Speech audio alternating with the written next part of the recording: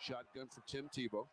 Short motion is Eddie Royal. Tim play fakes in the pocket, sets, throws, pass caught. Demaryius Thomas out over the 45 midfield. Here we go. 40, 35, foot race, 20, 15, 10. Touchdown. Denver is over. It's over in Denver.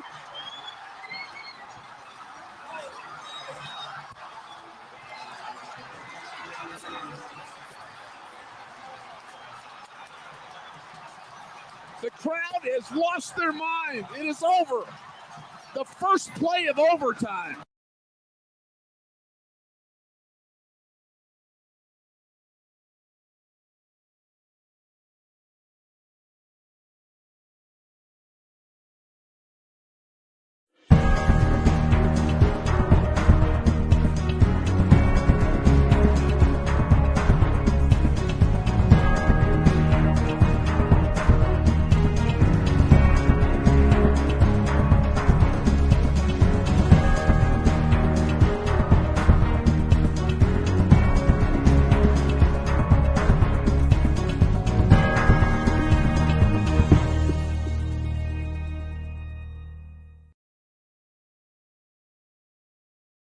Listen, I'm easy to find.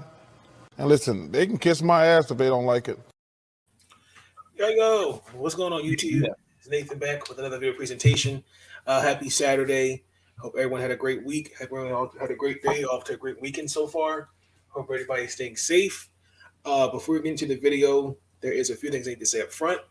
I have with me two very special guests, Anthony Handy, a.k.a. Mr. Fingers, and Mr. Double Deuce, Sean Spencer, from Let's Talk Football. Fellas, thank you for joining me as he reps his North Carolina Tar Heels and as Anthony represents his Georgia Bulldogs. I do apologize. This episode was supposed to go up yesterday, but due to some things outside of YouTube, I decided to just reschedule for today. I see a couple people in the comments. Lucinda, what's going on? Good to see you. Cam, what's going on, bro? Marcus, good to see you. And this is episode 2, season 5. A couple things. We're going to recap Thursday Night Football. We're going to recap that game. And then the Ravens play the Cleveland Browns too. Washington, we're playing Dallas. Yeah. Atlanta plays the Carolina Panthers. And then we got the I'm going to say it again. Wait a minute. I got to say it one more time. What'd you say? Who's playing? Atlanta's playing who? The Panthers. Okay, you can continue. And then the Buffalo Bills play Tom Brady, Mr. Dimple Chin himself, and the Rams play the Cardinals. And also, too, we're getting into the NCAA college football playoffs preview. Our thoughts on the Heisman winner and Maryland football. Got a couple recruits, Maryland basketball, ladies and men. The ladies played the number 1 ranked South Carolina Gamecocks, and the men played the ranked 20 Florida Gators. Towson Basketball, and then the WNBA schedule for the Mystics has been released. So that's episode 2 of the podcast. Nicholas, what's going on, bro? Good to see you. Big nerd. There you go. I like it. I want the smoke. We go Dallas. So yes, without further ado, let's get into it. So let's recap. I don't know what to really feel about this game. Exactly. Let me save you the trouble of having to play one of your favorite clips. Congratulations! Oh my God! There we go. All right, I'm done. Now, the final score was 36-28. I was really surprised in the first half. It was like a 29-0 lead. Mm-hmm. I thought when they with the taunting penalty, and then Rashard Breeland, I know he played sick. He goes out. I'm like, yeah, he played. Look, that boy. There's a reason why he's not in DC anymore. That's all I have to say. Mm-hmm. Right, you're right about that. Definitely right about that. I feel really bad for Big Ben. I really do. maybe we were too quick to pull the plug on Ben and not look at the team around him. Because I did say in the previous episode, the biggest thing was Minnesota loves getting to the quarterback. And they did that. I mean, his offensive line didn't give any protection, really. I'm trying to figure out where this team was. I'm saying this is the same team we lost to the Ravens Sunday. I know it was a short week. Pittsburgh's run defense was horrible. I mean, Dalvin Cook had over 200 yards. And then TJ Watt, we're going to have a conversation about him. He can't really stay consistent healthy-wise. Okay, yes. He suffers from the Van Der Esch gene. Did I say that out loud? Because he had and then they make Kirk Cousins when it counts. I mean, Kirk Cousins is when it counts, he gets the job done. But he made some mistakes. Sometimes he gets but he did make some mistakes. He does not. Pittsburgh, I will say they did force 2 turnovers, but in the second half, I'm like, oh, Pittsburgh's going to win this game because Minnesota just, by all accounts, were just giving the game away. In the second, they looked like a different team in the second half. The tale of two halves. Exactly. And then when Kirk threw the touchdown to Osborne, I thought the game was over at that point. I said, okay, Pittsburgh is gonna they're deflated. Their spirit has been broken at this point. It's a wrap. And woke them up. Yeah. It woke them up. They kept coming. Kirk is a top QB this year. I will give it to him. You got to give him his props. Hey Ashley, what's going on? Ash.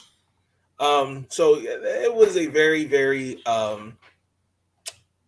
at first it was a very lopsided first half. I thought that was going to be the game, and then again, like you said, till the 2 halves. Honestly, what's that first half? The Steelers looked like they just played a tight, tough, close-knit divisional game 4 days before.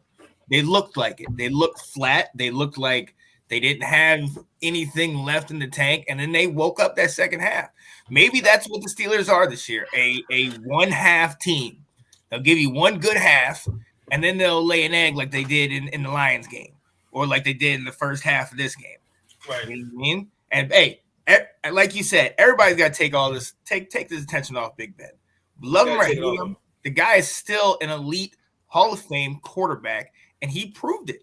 He can't move. No, he's a statue in the pocket. His line is rough. A lot of his receivers are hurt, and he's still making it happen. That comeback in that second half, man, come on now. He will his team. He was his team to win.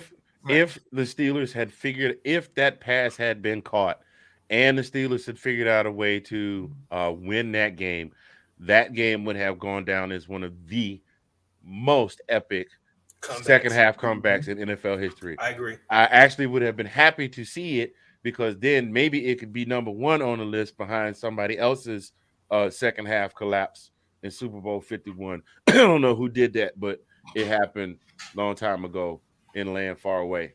It's Sid for this comment. TJ's only missed 4 starts his whole career. Stop the live talk. TJ's leading the league in the sacks. No slander. Not slandering him, just the injuries are kind of just coming out of nowhere. That's all. He's got to stay healthy. I mean, the best ability is availability. We all know this was come off a question loss and came and played out, saying 4 days off facts. I did want to talk about this comment by Nick. Maybe it's time to look at Mike Tomlin, his team did not look ready to play. No, I disagree. I definitely do think it's the team. I think there's some guys that are going to have to go. They're not the same team. I mean, I know we're talking about injuries, guys a little older. They really lack an identity, particularly on the offensive side of the ball. Like they have no line. Yeah, pretty much. And they can't. I mean, Najee Harris is doing everything in his power, but he can't run the ball. You know what I mean? And Big Ben, look, everything. I feel like they are one of the most transparent teams in the league because everything about them we know. You know what I mean? It's like Eminem at that last rap battle where he says all the things about himself before the guy can. We know Big Ben is old. We know they have no line. We know that defense is like Swiss cheese right now. You know what I mean? Right now, they're hanging together with glue and tape and, just trying to figure it out. And we know it. I mean, and that game kind of was what we thought it was going to be. The Vikings showed up and showed they have firepower. But then late, they almost gave it up. Yeah, they didn't. You know what I mean? Like, so we know what the Steelers are. We know what this was a game they needed. I mean, I guess you could take a moral victory from this, but in the scheme of the playoffs, you got to win these. Yeah, you do.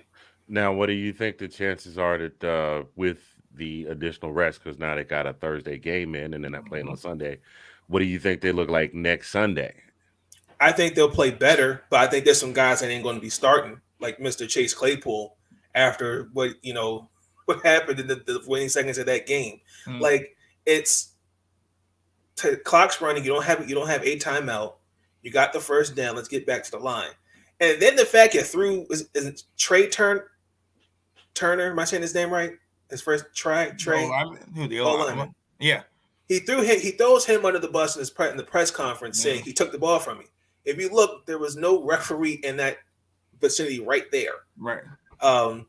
I really, really think Antonio Brown, Juju, now Chase, you just got, I hate to say it, divas, diva personalities. It's true. And I do in a certain way question how that's not checked at the door. Right. Like, Mike Tomlin is a no-nonsense guy. If I want to start a team, I want him as my coach. But when you're hearing things like Chase wants music played at practice, and then I'm still not over the fact that he had Antonio Brown when he went on live on Facebook after they beat the playoff game. Yeah. Playoff game. So I do think there's some things he's going to have to. It's not Mike Tomlin. He's doing what he can. But I really think there's some retooling Pittsburgh has to do. Football as a whole, sports as a whole, has evolved a goodly amount just in the time that Tomlin has been the coach. When was Tomlin brought on as coach? What was it? What was the question again? When was Tomlin hired as a coach? Oh, like 05, 06. So you figure he's been coach for 15, 16 years now. He's starting to get the trickle down of the guys that, Sean, you and I have talked about this before, about the guys that grew up. You can do anything you want to be. You should be the quarterback because you're the best player on the team. You should get the ball thrown to you 50 times because you're the best player on the team. I mean, we're seeing it with LBJ's dad making videos, talking about how bad Baker Mayfield is. And your boy Kermit the Frog, Patrick Mahomes. I'm sorry. He does sound like Kermit, though. Not trying to be mean. Patrick Mahomes' mom saying 2 of the 3 interceptions he threw weren't his fault, and defensive players should not hit him as hard. Like, we're starting to see that, and we live in a world where everybody is very hypersensitive to that kind of stuff. Yeah, and that's the kind of stuff that back in the day of Chuck Noll, they go in the locker room, and the door gets shut, and he cusses everybody out, and then it does not. Whatever is said in the locker room stays in the locker room. Right. That era and style of coaching is starting to fall by the wayside. Yeah, and so now he's got. I mean, that's just I hate to say it. That's just a small sample size of what's getting ready to come. Right. No, you're right. And unfortunately, the kind of coaches that from like the old school generation, they're not lasting in these leagues. It's not just with football, basketball, baseball. It's just not because it just don't mesh. It's almost like it's also a cap of what you could do. We know all of us have been around sports. We know those old school guys. They can grab the mask and spit and say, you son of blah, blah, blah. They can say whatever they want to. Nowadays, I mean, for better and for worse, it's gotten a lot more sensitive. I mean, I just quit coaching like a couple of years back, and I coached for 10 years, just little league. And like when I first got in, you could sit here and slam your stuff down and get on. Now you can't do that. Now I remember I got on one kid and I got an email the next day. I don't really like the way that you spoke to my child and blah, blah, blah, blah. You know what I mean? Like, so it's things are changing. Things are have fun getting your kid out of the basement when he's 45 years old, Mom. That's crazy, but it's all of them. And this is the thing. It's not at one point. Remember, there was the one that was just like, okay, we have to help this one along. When I first started coaching, I remember there was just one kid that just stayed off, and I had to get him. Then by the time I stopped, it was like 5 or 6 and their parents were all different accommodations and everything. And it's like you're micromanaging it. Like you can't do that. This stuff is just different. And I mean, now this is on a small level. Them with the money, and you talk about college and pros getting big money and all this stuff like this. Yeah, it's ridiculous, man. Football will look. I'll say, what is it? It's 2021 right now. I will say by 2030, football will look so much different because then you're gonna start. By that time, you'll have 2 or 3 classes worth of kids that have been all the way through NIL deals. You've got kids now that are opting out of their senior year of high school to prepare for college. Mm-hmm. You understand what I'm saying? Football, both pro and college, brothers, I mean, are we still going to be watching football 10, 15 years from now? We just honestly and truthfully, I don't know. It's still, as long as it makes money, it keeps the wheel turning, it'll be here. There's some things about the NFL that still the league kind of doesn't want to address. They get it, but it's more than at the end of the day, they have the leverage.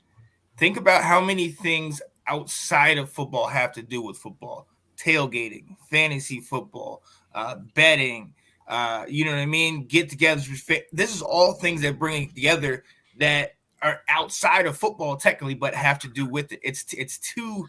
Yeah, I know. I'm saying it's a multi-billion-dollar industry, and I think it will still retain a fan base. But what I am saying is, will those of us that are kind of like the last, we're starting to turn into the last of the folks that remember the old school football. Mm-hmm.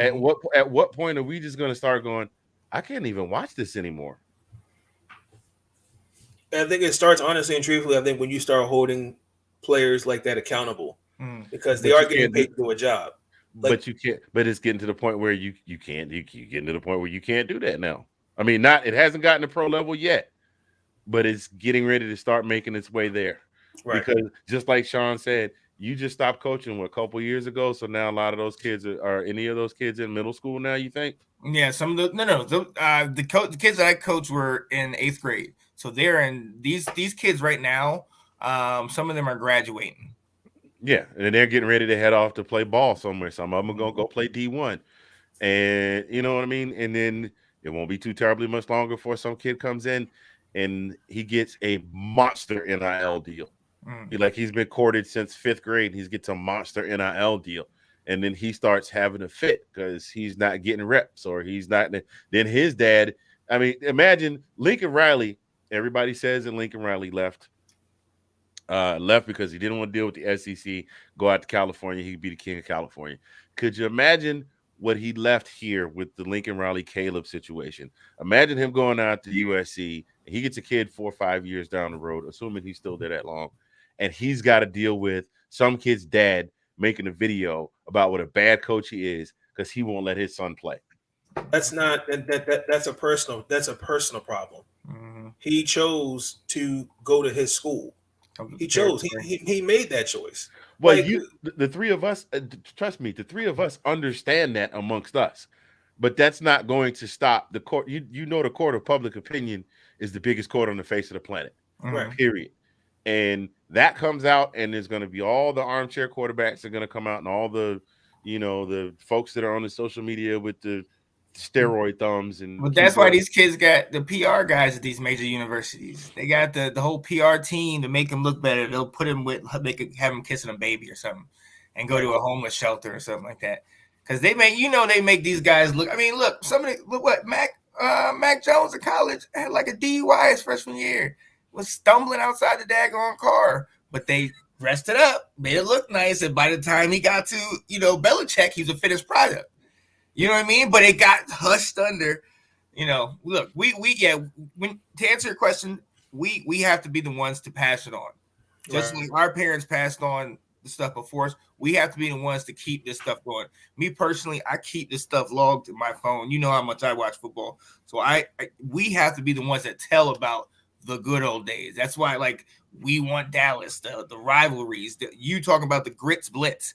If you poll, I bet you this. You put it in the group chat and you see how many people actually know what the grits blitz. And there's some people that actually that know football in that chat. Mm-hmm. But that is something that is part of football, and we got to take that along with us. I'm putting it in the chat right now. Mm-hmm. Also, let me finish the comments. Marcus, you think Juju is back with the Steelers next year? More than likely. I know. Well, I mean, he had an opportunity to leave Pittsburgh. He had a chance besides Baltimore to play with Andy Reid in Kansas City. He turned that down.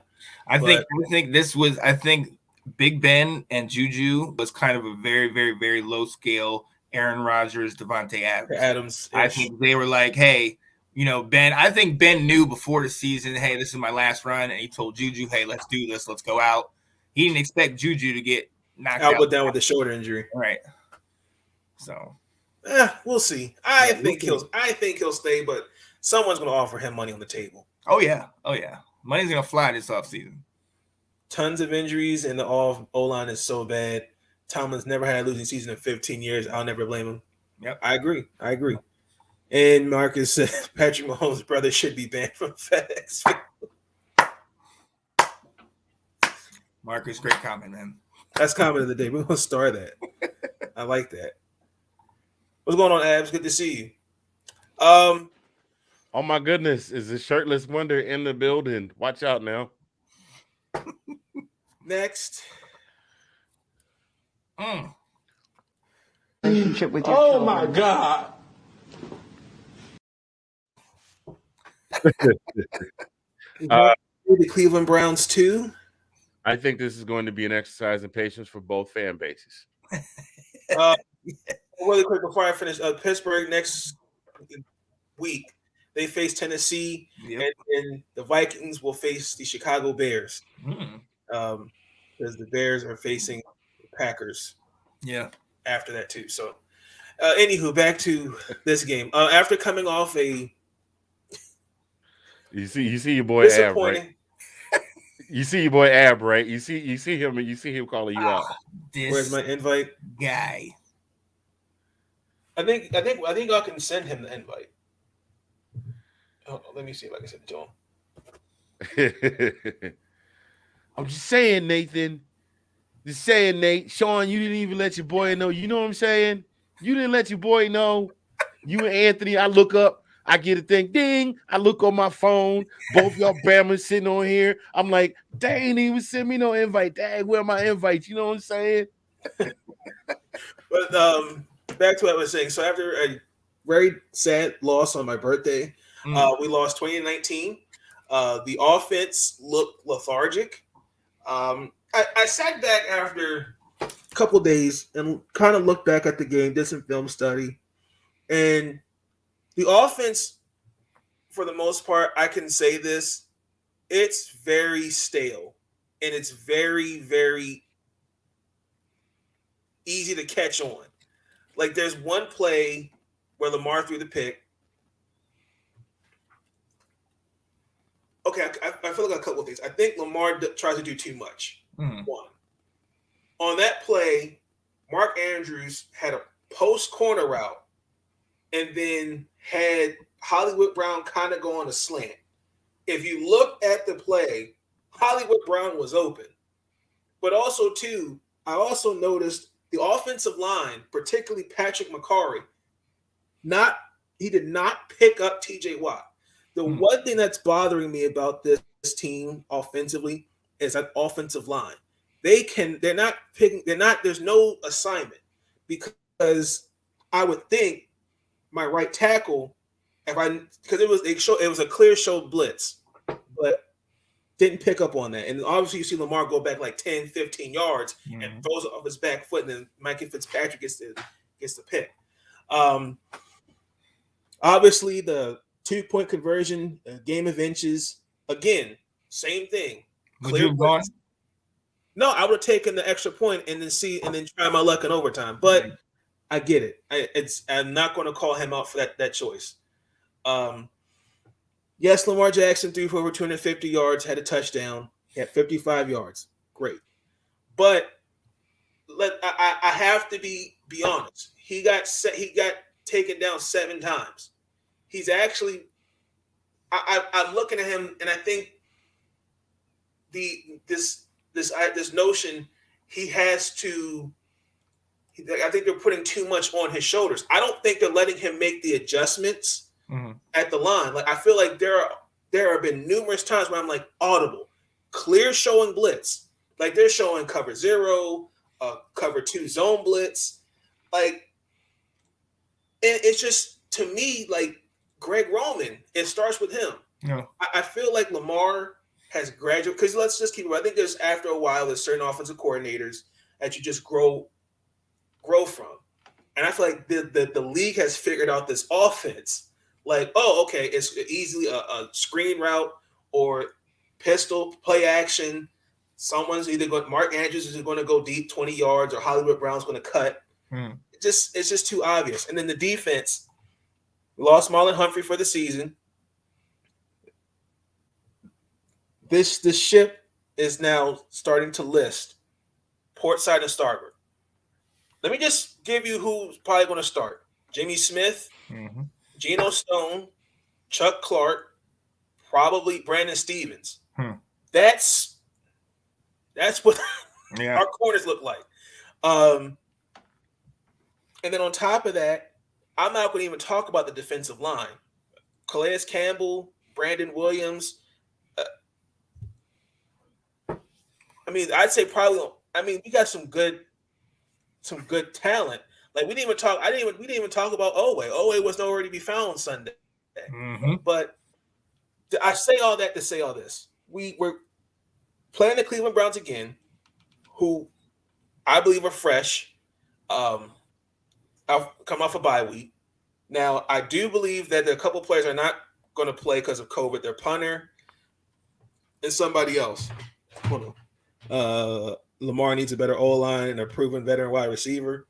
I feel like I'm starting to I think another right receiver doesn't hurt, but I think they're going to have to in the offseason figure out what they're going to do about another coordinator, because I just don't think it's going to work with Greg Roman. I really don't.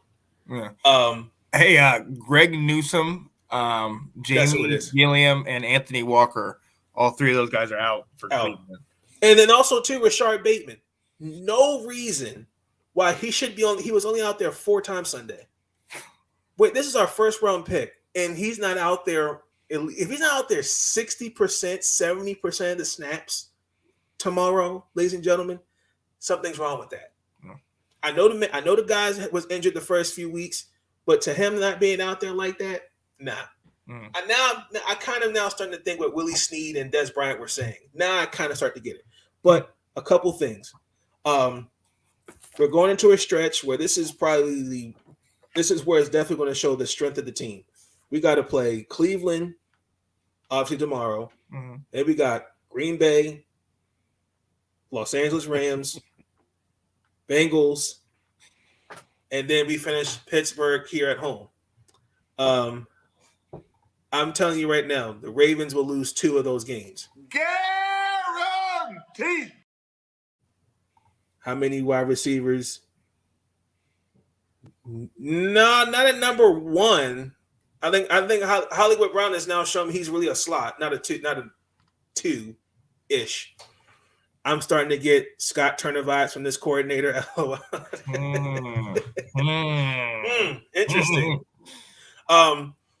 So yes, Marlon Humphrey officially he's the 17th guy on the IR. Lamar, I really think it's all in his head. I think he's just doing too much because I just don't think I don't think they're calming him down and just letting him just be Lamar. Sean, you said it. Yeah. Let him just be Lamar.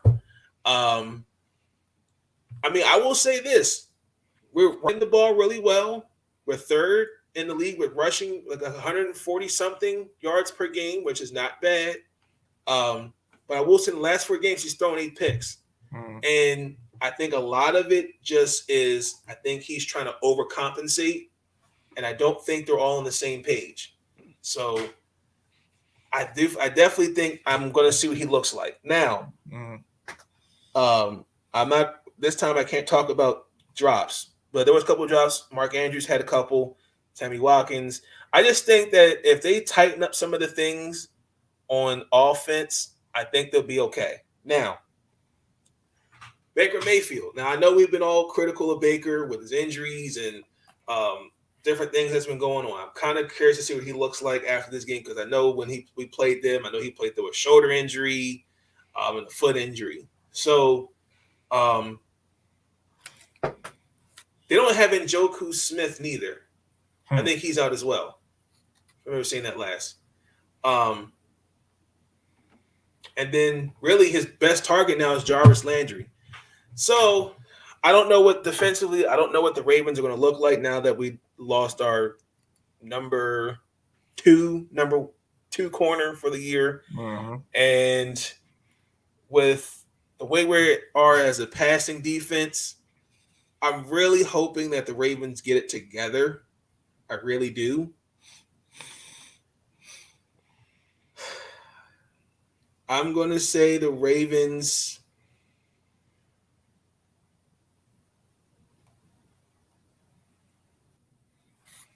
24-20. Guaranteed. I can dig it. You sure you okay, brother? That was a really heavy sigh. You was just like the Ravens. Because I mean, honestly and truthfully, like I gotta be realistic. We're 8-4 with the amount of injuries, and then on top of that, everyone's saying you need to pay Lamar Jackson. Now, I'm not gonna, with all due respect, really quick. I hate to get on the soapbox. I'm not gonna pay. We got to have this conversation about paying guys a certain amount of money. I'm not going to pay a guy without taking care of the needs around him first. Offensive line. That defense has to be retooled. They even talked about trading Marcus Peters after this season because he's supposed to make $15.5 million next season. Like, they're going to have to make some decisions for what's not to help with this team. Because this team, if you look at it on paper, we really should be like third place for all intended purposes. But it's ugly, and we just got to be realistic. We've been covering up a multitude of sins, and I'm just being real. Like, there's some things that we really can't. The elephant's not is in the room, and it has to be addressed. So, and playing against Pittsburgh showed, because I said it. We look like a first round exit. We don't look like a Super Bowl team. Not right now. Not with these injuries, and not with the makeup of this team right now. Currently, maybe we'll see. I'd like to see these changes happen in the offseason, but we'll see what Eric DeCosta and the crew does. Any predictions for you guys as far as this game? Yeah, I think you're going to struggle again. I got Cleveland 30-13. I just think Cleveland, like you said, is on a bye week. And you guys, it's about trending up and trending down. I think Cleveland is on the bye week, and they're got all the back talk about Baker and all this nonsense, and they're going to come out like angry, ready to go. And I think you guys – I think it's almost like a state of shock because I don't know if you guys are ready to be 8-3. Oh, Snapple. Here we go. I'm not going to even sit here and act like I didn't know this was coming or act like I know this was coming because I did it. Right. I don't know if you guguys expected I'm just playing. But I always thought that you guys were the most confusing number 1 seed in the AFC. Like, confusing is not the word I use. Like, why are they playing like this? Their record says they should be good. So I got the Browns winning that one, man. What up, Ab? What's good, bro? Ant, do you have a prediction? I don't know. I know the Browns have been, like Sean said, I know they've been on a bye week. I think this was going to be a little bit more of a struggle plate than that. I think it's going to be a struggle plate on both sides. I think it's going to be more like a 20-18 type deal, and it could go either way for me. It could be either team. Abs, do you have a prediction? I don't think these guys are playing good football at all. I really don't. Baltimore, like let's be real. I mean, they're 8-4, yes. But they I think a lot of people tend to forget that they were the first team that got hit with the IR bug, like in the league. You know what I'm saying? But like 3 starting running backs, kind of like, you know what I'm saying? Like literally, I think we need to put some respect into that, and like just realize that they're playing a lot better than they should be. But honestly, I think it's catching up to them now. I don't see anything good coming from this game. Competitive, yes, because they're both competitively bad. And I'll say 13-10, y'all. Ooh. Either way, I don't care because they really both are playing well. Can we stop and take a moment to appreciate the fact that Ab, you just a few more months away from being able to grow out the curly bill, bro? Like seriously, we taking jabs, okay? No, we're not taking jabs. No, ain't nobody taking jabs. I'm not hating. I'm appreciating my Discord now. My facial hair don't grow like that. It just sit on my face and be like, well, that's all I'm saying. I'm trying to throw a brother compliment. He wanted. How telling me I look like a pirate is going to tell me that's a compliment, bro? Curly Bill is not. Curly Bill is not real black beard, right? You know that, right?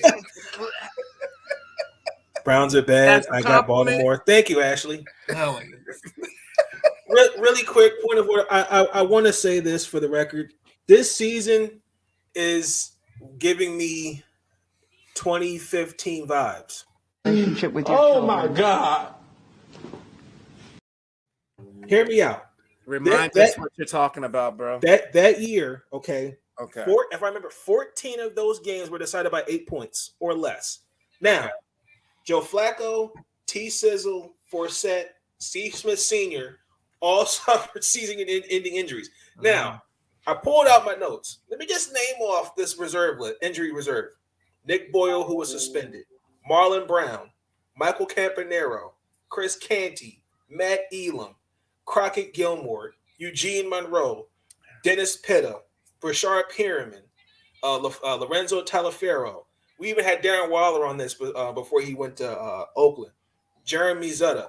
Just a few names to list off. So I feel like it is like every 5 years something happens to this team. And honestly, ironically too, it was the same year with the Orioles. We played the White Sox fanless at Camden Yards after the Freddie Gray rights. But that's I just wanted to just put that in there as well. But that's what this team is giving me. So with that being said, I really don't know what to expect tomorrow. I really don't. I'm still really not really recovered from Sunday, ladies and gentlemen, because I was really I did win in fantasy football though. But I heard about that epic comeback. But as far as the Ravens are going, so when are we gonna say something about it? You know what? I'm gonna walk away. I'll be right back because I'm scared I'm gonna say something that might get me in trouble. Because I'm pissed. I'm pissed. Okay, first of all, what we not gonna do? I thought the last time you had me on the show, you promised me you weren't gonna use no more Stephen A. Smith clips until you found a clip of him with a good haircut. Oh, wow! Got him. Oh my goodness. I'm just saying. You talk about he gonna say something that's gonna get him in trouble. Everything he say gets him in trouble. Plus that hairline.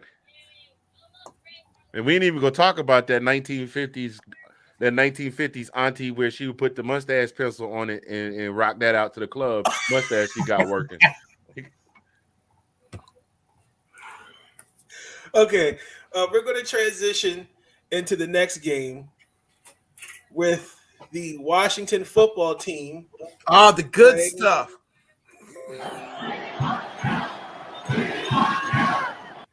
We want those. Let's Fellas, get it.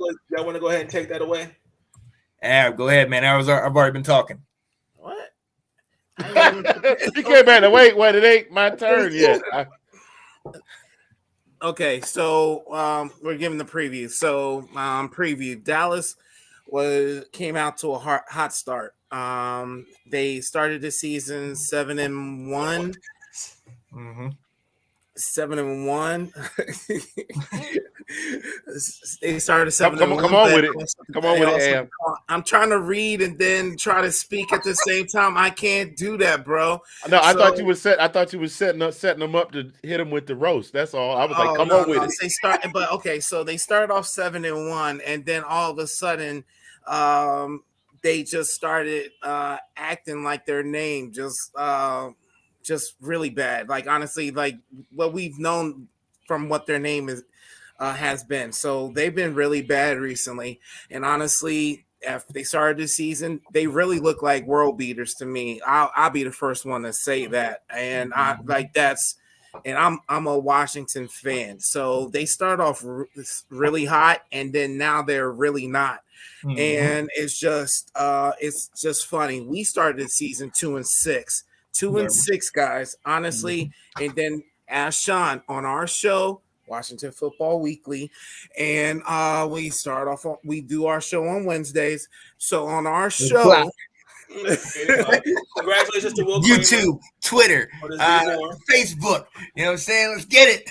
Get him, Sean. Get him. So we started off 2-6, and it is honestly, we all had questions.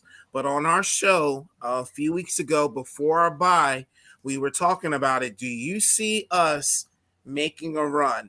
And honestly, Ashon, I'm probably the most pessimistic person on our show, if not in all of Washington Nation. Mm-hmm. And I came out of my mouth and say, guys, remember, we are a second half team. Mm-hmm. We can and we have done already come back and made runs in the second half of the year. Yep.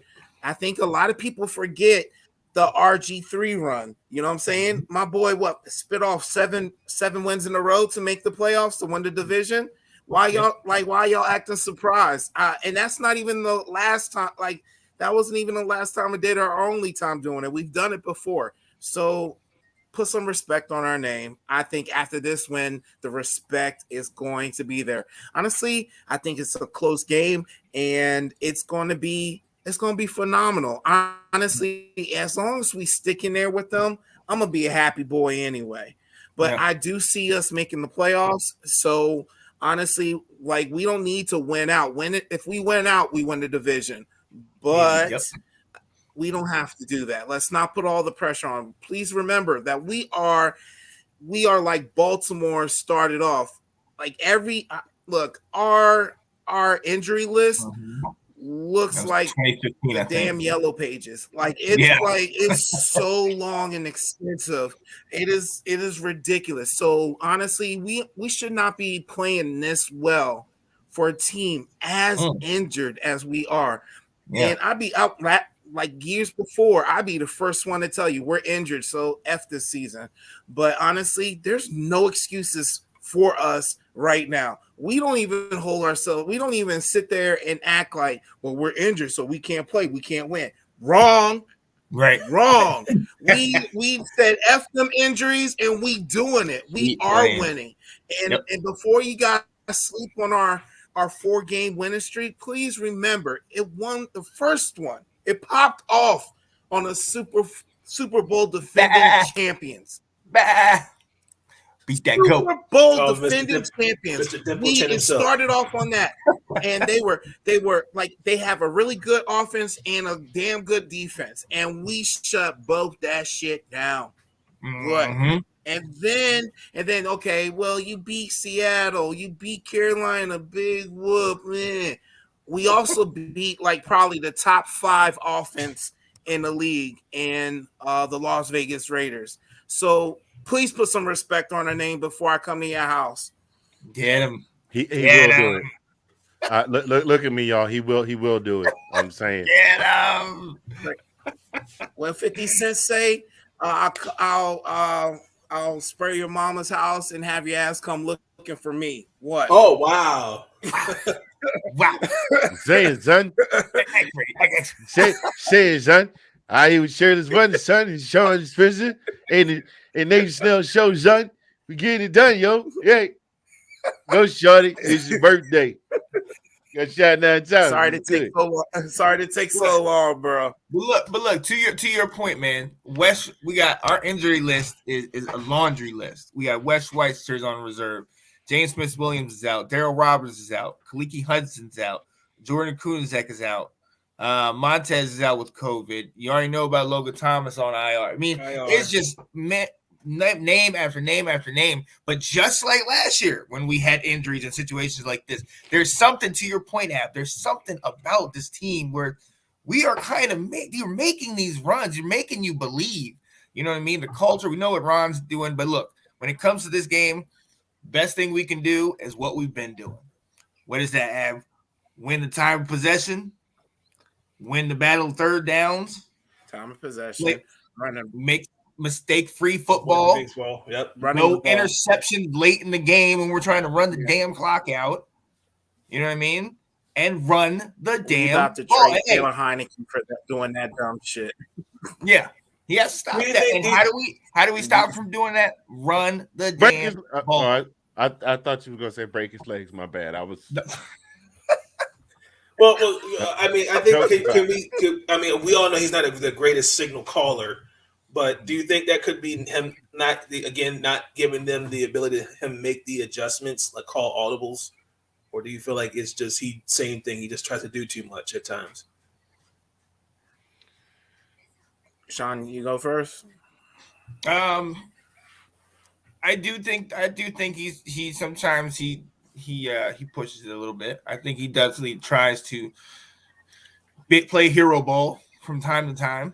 And if you live by it, you can die by that. You can't. But at the same time, he's still a rookie, right? You know what I mean? He's still young with what he's doing. So as far as giving him audibles, this guy's not like Aaron Rodgers where he knows the system so well that he can bop, bop, bop, bop, bop. I think a lot of this season has been learning on the fly. Go ahead. True. Like people say, why doesn't he call audibles? Like that's every quarterback's afforded that. No, why do people say that? Like honestly, if you're new in the league and you barely know your own ass, how are they going to sit there? Oh, baby, daddy's on the phone. Give me a second, okay? I'm sorry, guys. You're fine. If you are a brand new quarterback, how are they going to give you the right to call audibles? You know what I'm saying? It doesn't make sense. Like, you know what I'm saying? Like he has to get familiar in it. And honestly, I've seen older quarterbacks not have the right to call audibles, but we're expecting it out of this barely in the league quarterback. No, man. Like honestly, I'm probably one of the biggest Taylor Heineke critics. Mm-hmm. But let's not like, you know what I'm saying? But that's something we shouldn't hate on him for. Not one bit. I agree. For kind of things, I want to kind of be honestly, I want to look at from the Dallas side of the game. I kind of want to see what their running game looks like. I know Zeke's been going through a knee injury, and I know they've kind of taken some of his snaps back and they've given it more to Tony Pollard. Mm-hmm. Because I think Dallas, honestly, in my opinion, I think they are a little bit of a better run. I think when they mix it up with the run and pass, Mm-hmm. I think. Yeah. But I've noticed. I noticed that when Zeke with Zeke's injury, they turned to a one-dimensional football team, and it shows. Yeah.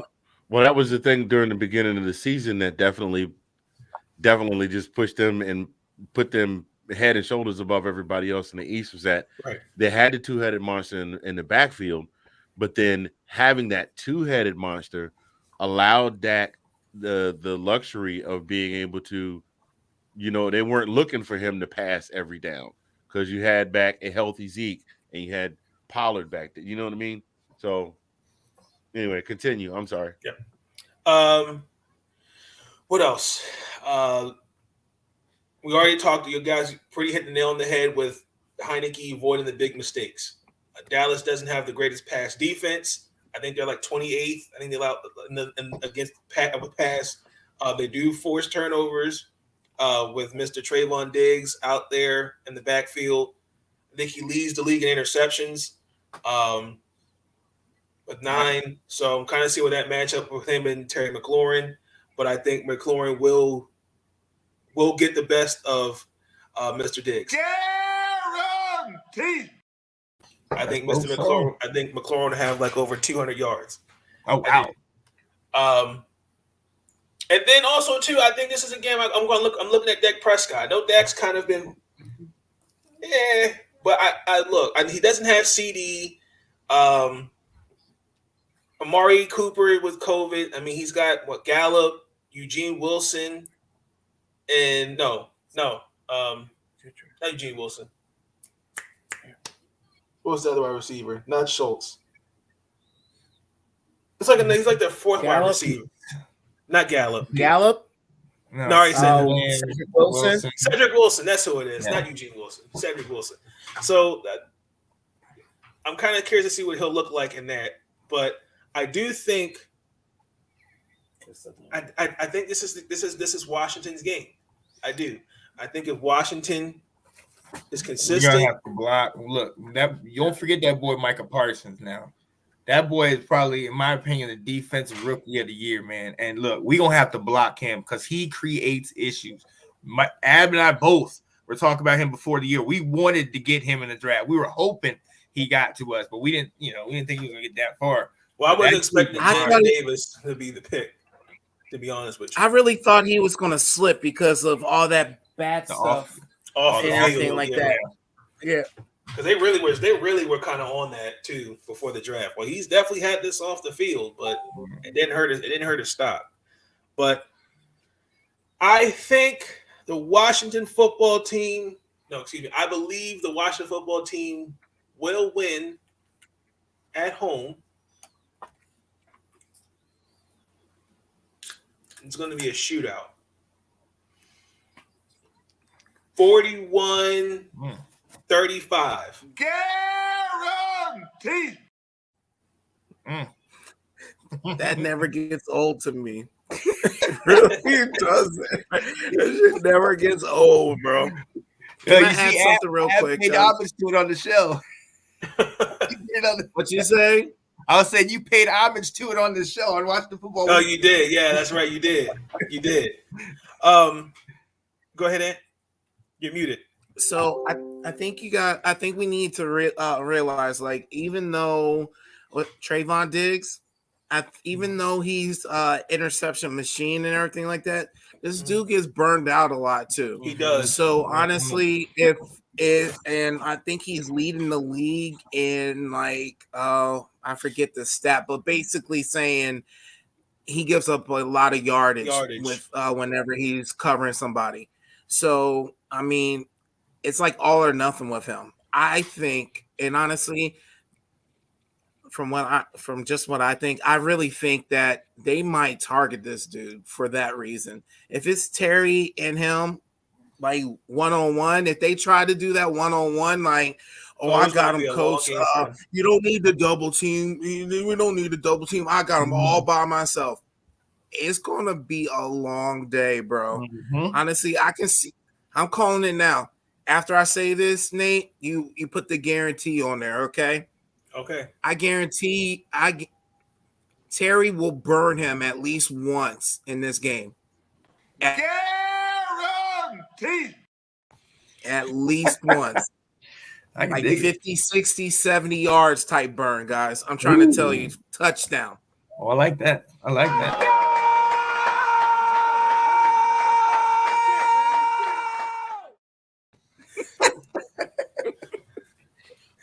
Well, really quick, Marcus asked, do you think Washington should still draft a quarterback? I say yes for the long term. I definitely think right now, let whoever we draft, let him learn the system. Let's give Heineke like 2-ish more years, 3, and take it from there. That's just me. I don't want to draft a guy and we're talking. I don't want him to be like a Zach Wilson. You're not going to get that. You're not going to get that guy in this draft. No. Go ahead, Adam. I'm gonna say this. I think we should get another quarterback, but you have to realize the contract of Taylor Heineke too. You can't just say, I think we should keep him for another 2, 3, 4 more years without the contract being there. The contract that he has currently right now ends at the end of next year. So if you get a quarterback, you get a quarterback, but then this is like Taylor Heineke's contract year. So he's going to want to ball out for his next contract. Right. So and then honestly, and that's why I say to you guys, like, I know you guys are saying that you won't find the quarterback this year. I don't think that matters. I really think that they might get a quarterback this year just so they have one quarterback under their belt, learning the system for a year under Taylor Heineke, and get prepared for when he leaves next year. Because I don't know if you guys saw, but the salary, people need to put more respect on the salary cap because it's a very big deal, and it has something to do how people, especially us, how teams sign people, spend money, and we need to put more. We need to put more aspect into that. I'm sorry, more thought, more analysts into that, and there's not enough in all these chats that people do. So we can talk up and down what we think, but if it doesn't make sense with the cap, then we're just talking out of our asses, guys. Just saying. I wasn't trying to throw shade or nothing, bro. Just no. You're fine. No, okay. I totally got you. Anthony, your Atlanta Falcons, the Dirty Birds, play the Carolina Panthers. Okay. We smoked them both, fool. What? Boom. No, I really hate to be I hate having to be so blah about my squad, but it's hard not to. When they were just in the Super Bowl, I think it was 3 years ago. I mean, just 3 years ago, they contended for a Super Bowl, and then I think we're in playoff contention the following year. And now here we are, not 2 seasons after that. It's just the wheels have come all the way off the bus. And I gotta be completely honest. Carolina is not that terribly much better. They came out of the gate a lot faster, and everybody said, "Oh, okay, this might be it this year. Carolina might get it going." And then Carolina turned into who we thought they were going to be. And then they were like, "Oh, they're bringing Cam back," and Cam had that one game where he screamed in the camera, "Ah!" I'm back. Looking like what was the Spike Lee movie with the little dolls? Oh no, that's not Tales from the Hood. I'm gonna say what I said. What I said. Look like one of them things from Tales from the Hood. Scream and talk about I'm back. Nate, I'm sorry if I get you put off of YouTube. I'm sorry, but and then now he's riding the pine. He's sitting on the bench. So I don't know. Is he? He got put. Did he play last game? No, he got benched after the. I think he's still starting. I think he's still starting. He's still starting. Yeah. Okay. I know they don't have Christian McCaffrey for the year. Mm-hmm. Yeah. So and that's their number one weapon. And Everybody was just going to key up on him anyway. But- I go ahead. But you got some weapons too. Like I gotta Cordell Patterson. Like that boy is a cheat code in fantasy football. We're in week 14, right? Yep. He is on the injury list. Non-injury related veterans rest. Did not practice on Wednesday. No status Thursday, Friday. No update on status for Sunday. He and tight end Lee Smith on veteran rest. Lee Smith did not practice on Thursday. No status update for Sunday. And then Adetunkumbo Okundeji. I think I'm a little close to the African than I thought. I pronounced that too good for that to be the first time I tried to read it.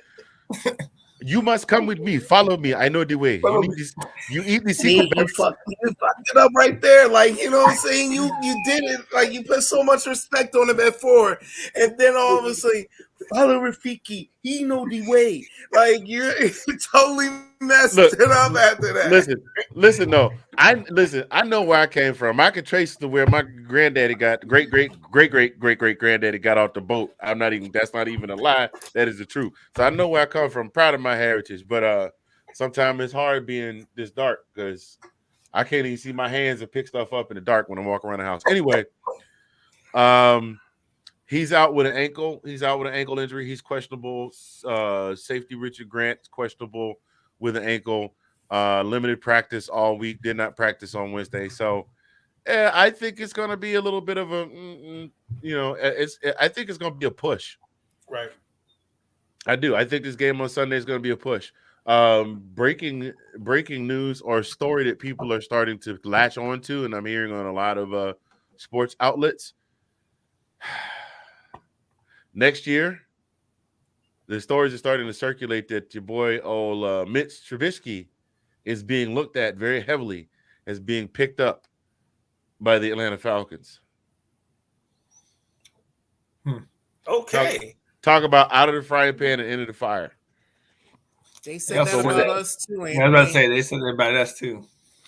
Yeah, I know, but I mean, what at this point you don't have a lot of quarterbacks. I don't know who's coming out this year quarterback wise for the NFL draft. There's not going to be that many. Yeah, it's not going to be a whole lot to choose from. So we're going to have to pick up. If we need somebody, we're going to have to pick up somebody from on the back end. Because is it Kyle Trask? Is that who we got? No, the Tampa Bay got him.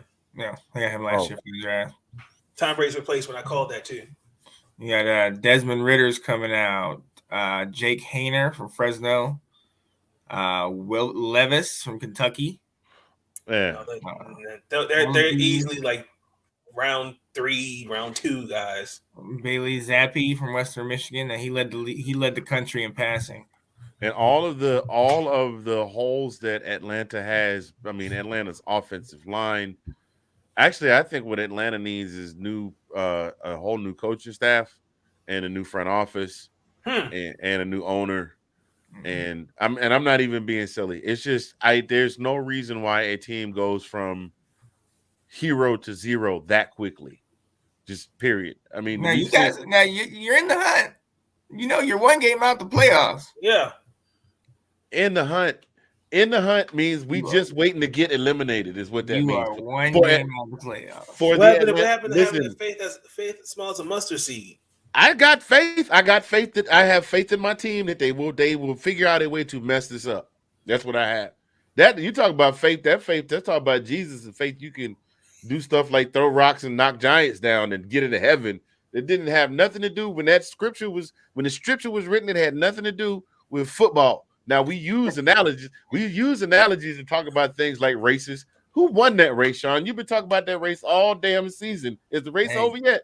Hey, you gotta keep enduring, man. You gotta keep enduring. I do want you to look at a quarterback out of Nevada named Carson Strong. You can potentially get him in like the second round. I think he's kind of similar to Matt Ryan, so the transition will be a similar transition. I I thought the whole purpose of drafting a new quarterback was to kind of go away from the old quarterback, especially if the old quarterback.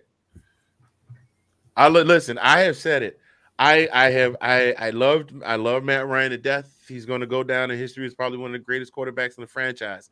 But he also is the most inconsistent quarterback in the history of the franchise. How much We've help had- does he have? Huh? I'm sorry. I said how much help does he have? Wait a minute. Hold on. Go ahead. I said how much help does he have, but I said Ab, go ahead. Oh, so are you saying you need to draft a quarterback next year, or are you going to need one through free agency? Depend on who we can pick up in the draft.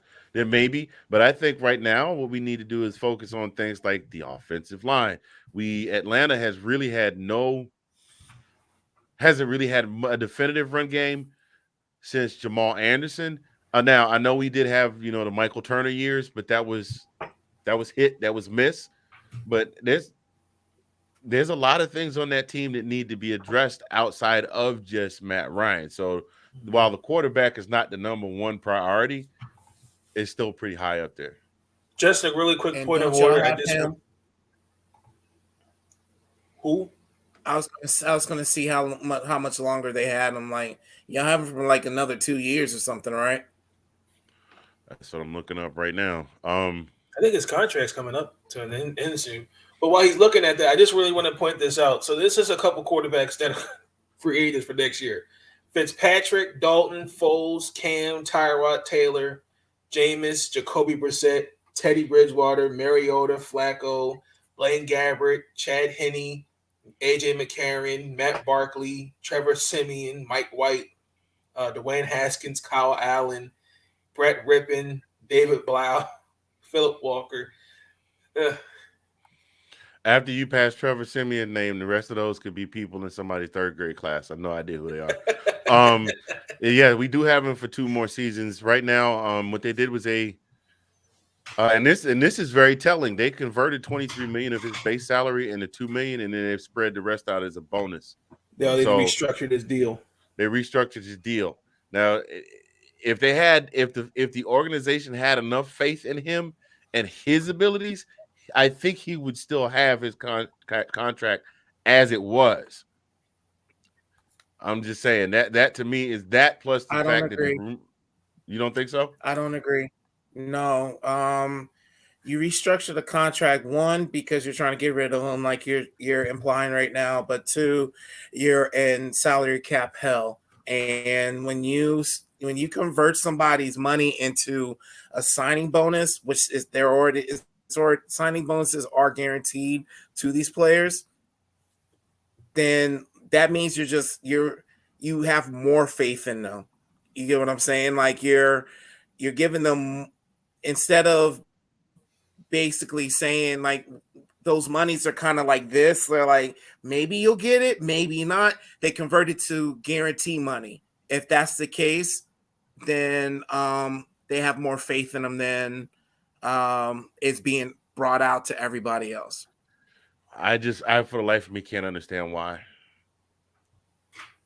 I mean, yeah, I've been a fan of the team for a long time. We've had bad quarterbacks, we've had good quarterbacks, and we've had middle of the road quarterbacks. And he could be any one of those 3 all in the same game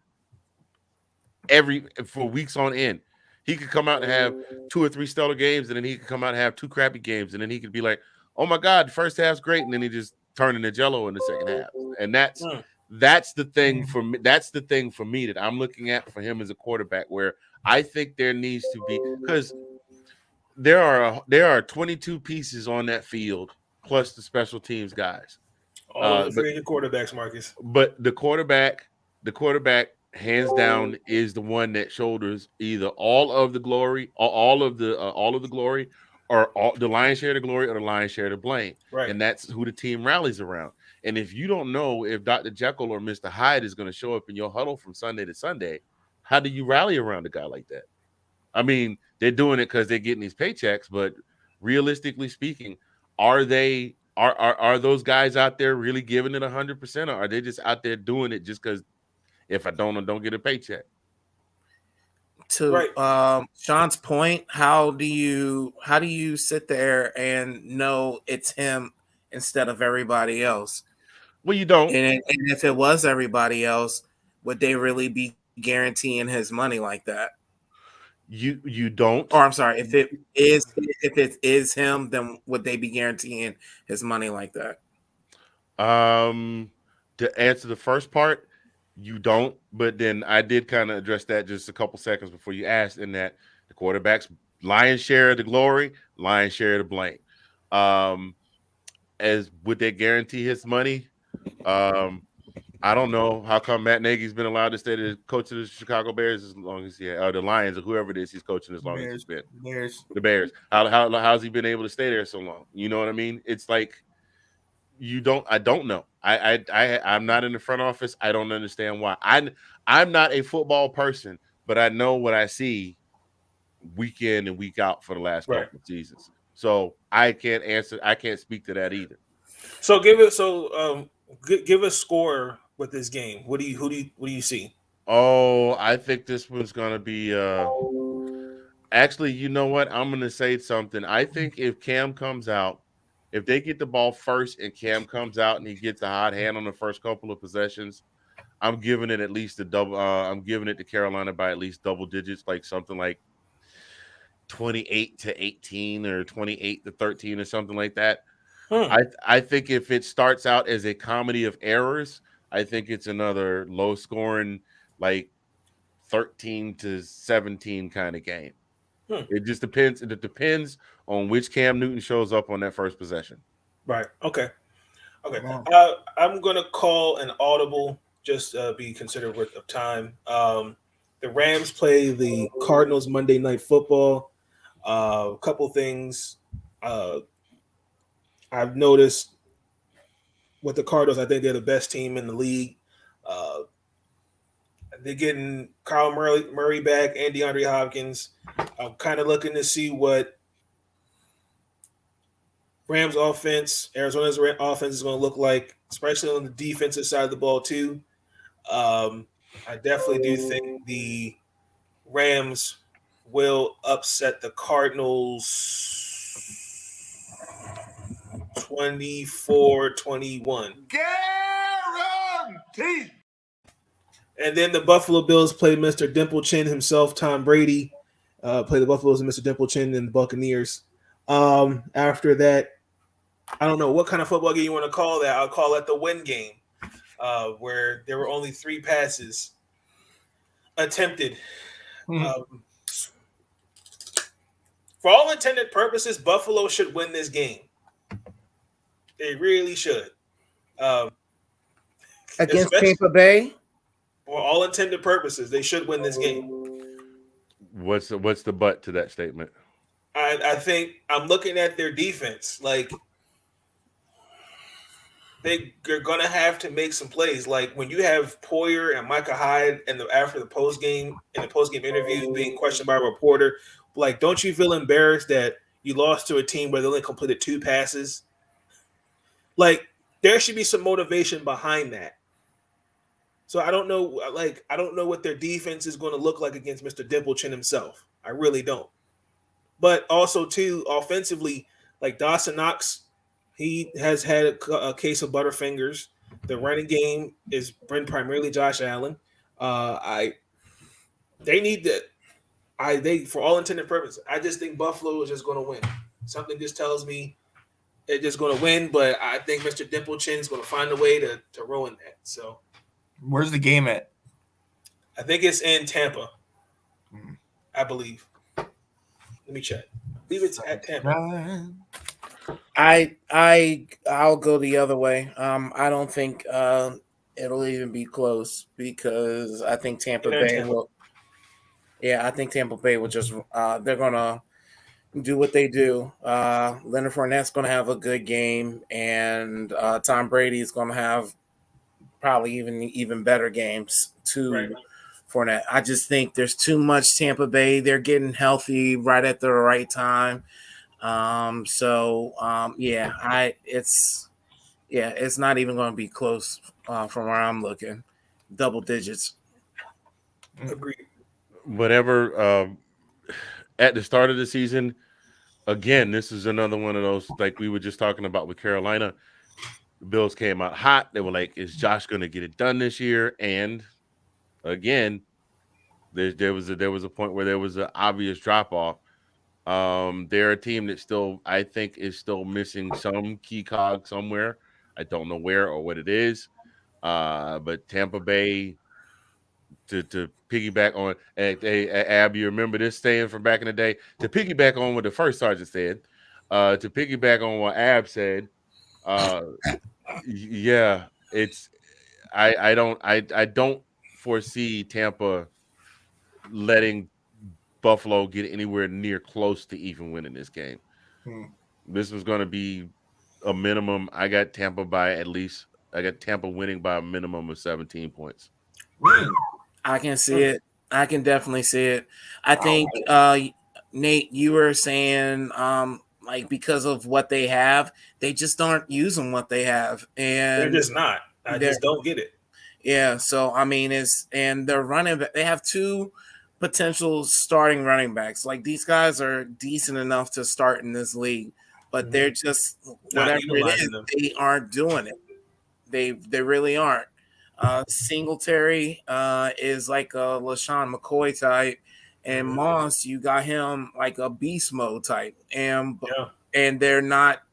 They just don't know how to use them. And then, so to me, that's why I don't see them getting it together before this game. I really don't. I agree. Sean, what do you think? I think it's going to be a lot closer. I'm not sure. I don't know who to really call. I don't think it's going to be as big of a blowout in Tampa's side because I think Buffalo still has something to prove. I think that question in the press conference said it all. They were embarrassed that they got beat by a team that only threw 3 passes, because they got out coached, and their defense showed up. Look, I don't want to call it Bills winning because Tampa's just too good for that. I think, and it's because in Tampa, I got Tampa winning by 10 points. Okay. We're going to transition into the picks, and then we're going to go into college football. All right, so we've got just call it out. We got the New Orleans Saints versus the New York Jets. I think that the New Orleans Saints will blow out the Jets 43-10. Guaranteed. Are you talking about the same Saints that we've all been watching for the last few weeks? Yep.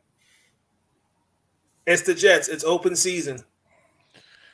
I don't see it being that big a victory. I think the Saints win, but not by that much. I mean, to win by that much, you got to be clicking on all cylinders. I mean, and the Saints are definitely not. Right. I give it. Okay, you want to score? I'll give you a score. I say Saints 20. Nah. Say yeah. Saints 19, Jets 7. Okay. Fellas, anyone else got a score for that game? I got Jets in that one. I got Jets 20-19. Last second field goal. Nice. Oh my God. I'm not going to even sit here and act like I didn't know this was coming. Or act like I know this was coming because I did it. Nice Yeah, shot. I'm telling you. Like we said, look, the Saints have not been good since Jameis left. And then with all the injuries and Michael Thomas didn't come back. The Jets, have not looked good. But when your first string goes out, when you have your second string come in and shock the world and then come back to earth, and your third string is Josh Johnson. Your injuries all over the board. The Jets they're only 2 games behind the Saints as far as win total. I think the Jets are going to pull it out. Okay. Abs, you have a score? Yeah, bro. I think it's going to be a close game. Saints are missing their starting quarterback. They haven't been the same. And the Jets, they just been injured all year, and they're kind of playing like it's not motivational football. It's like depressing football, but but they're still playing. You know what I'm saying? They know how to put up points. They just don't know how to do it to get like consistently and all together for one game to win. And it's a new coaching staff, so I really think it's going to be closer than that. I think if they're a tough team, 2017, New Orleans. Okay. The Seattle Seahawks play the Houston Texans, and I don't feel like a blowout's going to happen. I think it's going to be close. I think it's going to be the Seahawks 24, Houston Texans 21. I'm not going to press the guarantee on that. I got to agree with you on them. I got like 24-20, something like that. The Kansas City Chiefs play the Raiders. Watch. That's going to be something like, I don't know. That feels like 41-37 Chiefs. Guaranteed. Did you say 41? You said 41-37? Yeah. Chiefs. Okay. You know what? It's a divisional game. I forgot about that. It's a divisional game. And Derek Carr is not a slouch quarterback. They just another one of those we need a key card they can't find yet, but it's a divisional game. I'll go with you. I'll back it. I'll back it up. You said what, 41-37? I'm gonna back it up and say 31-27. I don't think it's gonna be that high scoring. Okay. Go ahead. I'm sorry. Go ahead. You can move on, bro. It's fine. Are you sure? No, go ahead. You want to go ahead. No, I think the Chiefs have gotten a lot better on defense.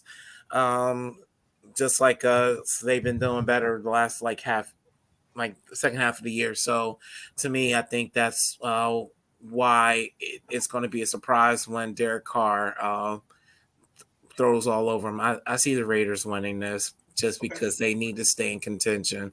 It's going to be close. Patrick Mahomes is just not the same boy we all used to. But I definitely can see this being a closer game, and I see the Raiders squeaking by 27-21. Okay. The Tennessee Titans play the Jacksonville Jaguars. Here's the blowout. I think this is going to be a blowout. But I don't think it's going to be like a huge. I don't think they're going to score over 40 points. I think the Jaguars get at least 6, if that. So I'm going to go with 32-6. 32-6 Titans. No, I got Titans 37-17.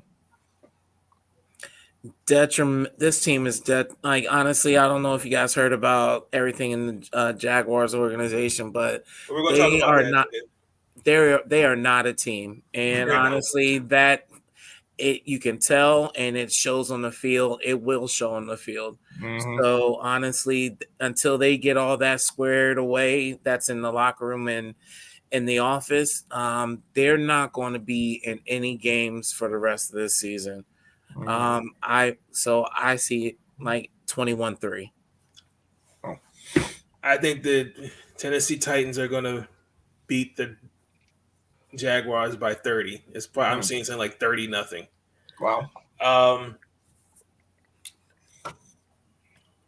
We got the Detroit Lions, who can still make the playoffs, versus the Denver Broncos.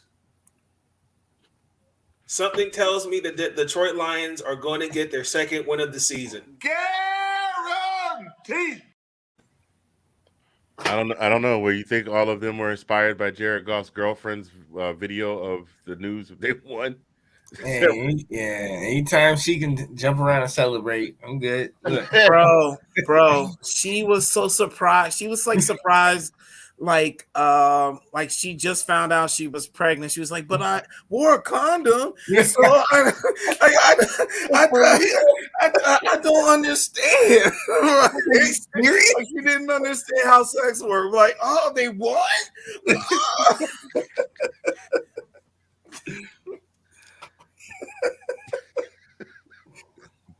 Sorry, guys.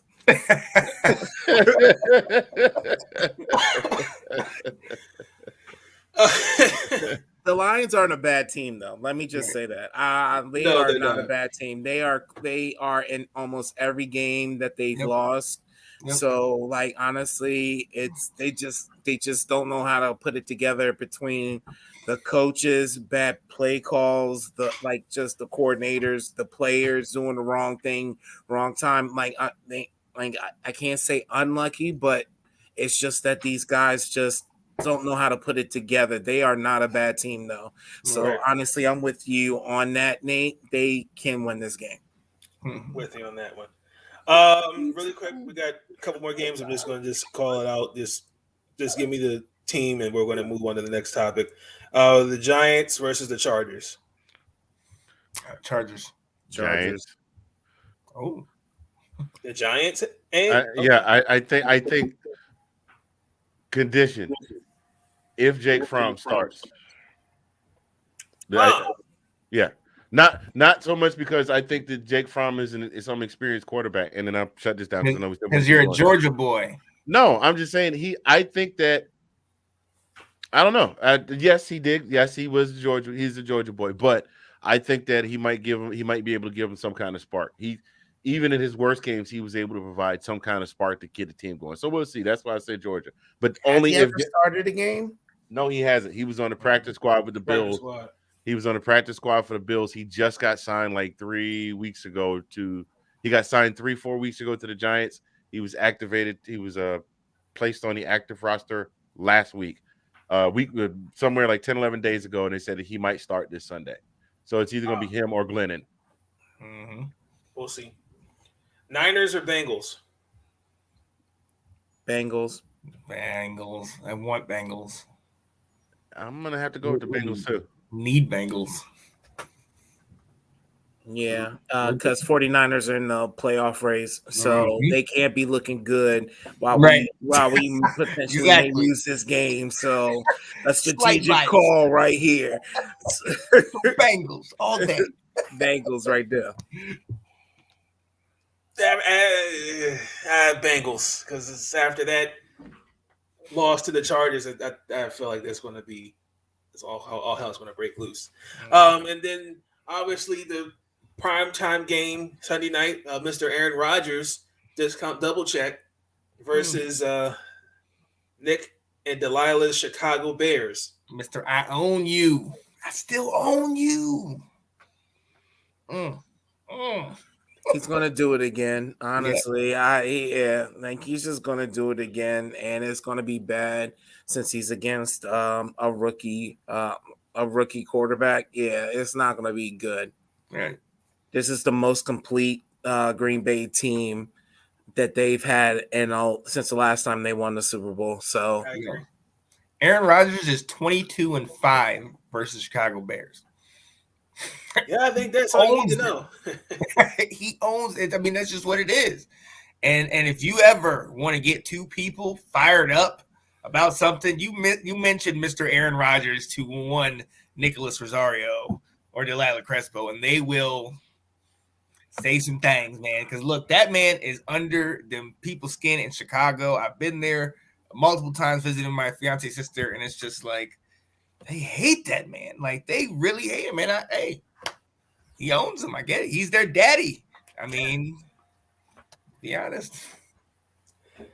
Yeah, I just think it's just gonna. It's just watch. Watch. It's probably gonna be like 41-21. Guaranteed. Mm-hmm. Let me transition. Andy, you want to say anything before I transition? No, you're good. I'm in accordance with everybody else. We are like Jesus' apostles, where they were all in one accord. Let me transition to some things around the NFL. AsAz already talked about it, the Jacksonville Jaguars are a mess. They're a dysfunctional team. Yes. I believe Urban Meyer after the season will be fired. Guaranteed. As he should.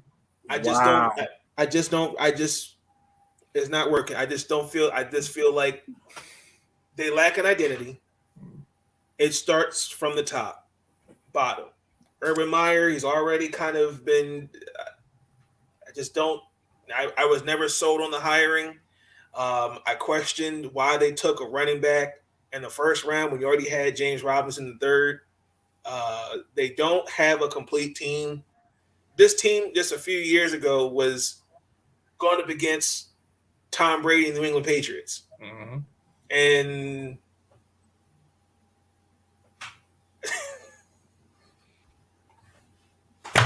the Jags suck. I'm sorry.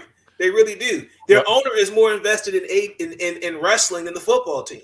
I was going to ask that question. How much of it? I mean, we know Urban Meyer. We know this was a cash grab for Urban Meyer. We knew that. We didn't see him last. A lot of people said if he lasted 2 seasons, they would be surprised. But how much of that is the head coach, and how much of that is the front office and the ownership group? Oh, I believe it. I think it always starts at the top, front office, because I feel like you are responsible for putting talent on that field, drafting and develop. Coaches are responsible for developing and growing players, or the same thing. But it's what you sign and what you draft. I think that matters. And Urban Meyer, as a coach, he's shown me that he has not, on the pro level, he's not shown me that he can develop talent. It's almost kind of like, I'm not sure. You guys had this coach a few years ago with the Falcons. He quit after with 2 games left. Kind of is giving me those vibes. He went to coach at Louisville for the Falcons. He coached for the Falcons, and he left a note. Didn't even tell the guys he was leaving to take the job. June Jones? No, he was a head coach. June Jones was the head coach of the Falcons at one point. No, this was like 2007, 2008. He quit like after there was like 2 games left Rick of the season. Pitino. Thank you. Who? That's what Rick Pitino. Oh, He just up and left. Second to last game of the year. So how much power does Urban Meyer have? that we Is don't he know. head coach and GM, or some coaches get that? Like, you get what I'm saying? Like, Right. they have full power of who's drafted and everything like that. Like that's the question, because I'm not too positive on if that's the case or not, because it also would shift the blame on who's being drafted too. Like, you can't necessarily blame Urban Meyer for the draft if he's not the GM there. Right. Ouch. No, But- you're right. That's fair. But again, that's another one of those lion's share of the blame, lion's share of the glory type deals. Because I know people know how to. Those of us that study it know how it works, but to the uneducated observer that just checks out football on Sunday, and that's it. They watch the game. Oh, the team won. Oh, the team lost, and that's it. They don't know. So, I agree. Demaryius Thomas. Oh my gosh. 33. That I quoting Damian Woody, that shook me up. I'm still kind of shook by that. Died I was surprised. like just out of the blue. I know he just retired this past summer. I mean, first thing that comes to mind with Demaryius Thomas, the game winner against, I played the clip in the beginning with Pittsburgh. And then he has a ring also with Mr. Peyton Manning came up there to the Mile High City. Just shook, man. I'm telling you, I just live by that. You just got to thank God. Just continue to just thank God for the blessings that He gives you, and tomorrow's never promised. Just thank God that you're allowed to see another day, because it's just crazy. And I know the Broncos are doing something for him tomorrow. If I'm the Broncos, they need to retire that man's jersey out of respect. They should. Go ahead. I don't know if it's like he did a lot for that team. Like, he was a lot for that team. So honestly, I think you said it best. It is respect, because it's almost like us and Sean Taylor. So hopefully it doesn't take 20 years. I know it hasn't been that long, but it felt like in it the was midst like of 10 some years. scandals. What's up? In the midst of a scandal. In the midst of to try to lighten the media, like they try to twist that. They knew what they were talking doing about Demarius. They did. I'm sorry. So let's focus back on him. But this man did a lot for that for Denver. So honestly, he definitely needs some respect. He especially for what he's done.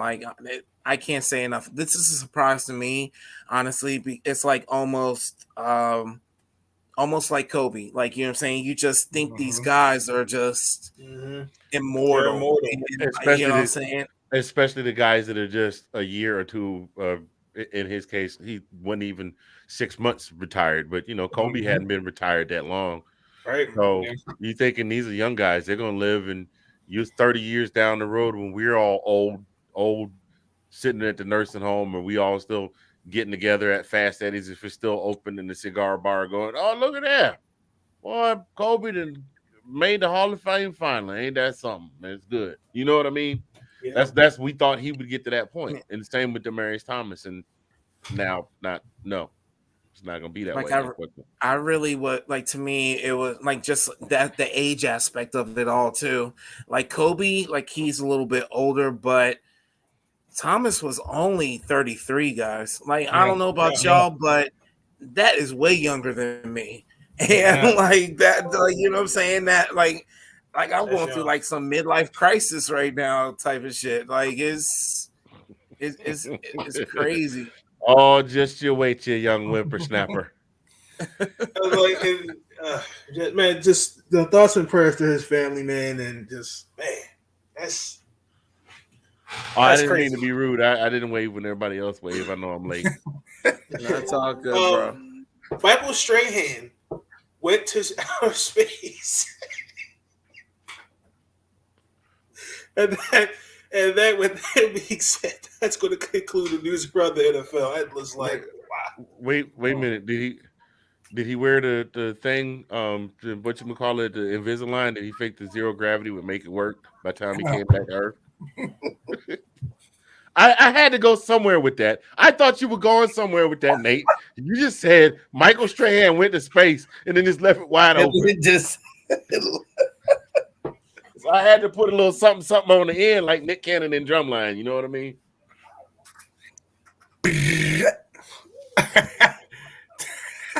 Yeah, Nate. I think we broke Nate.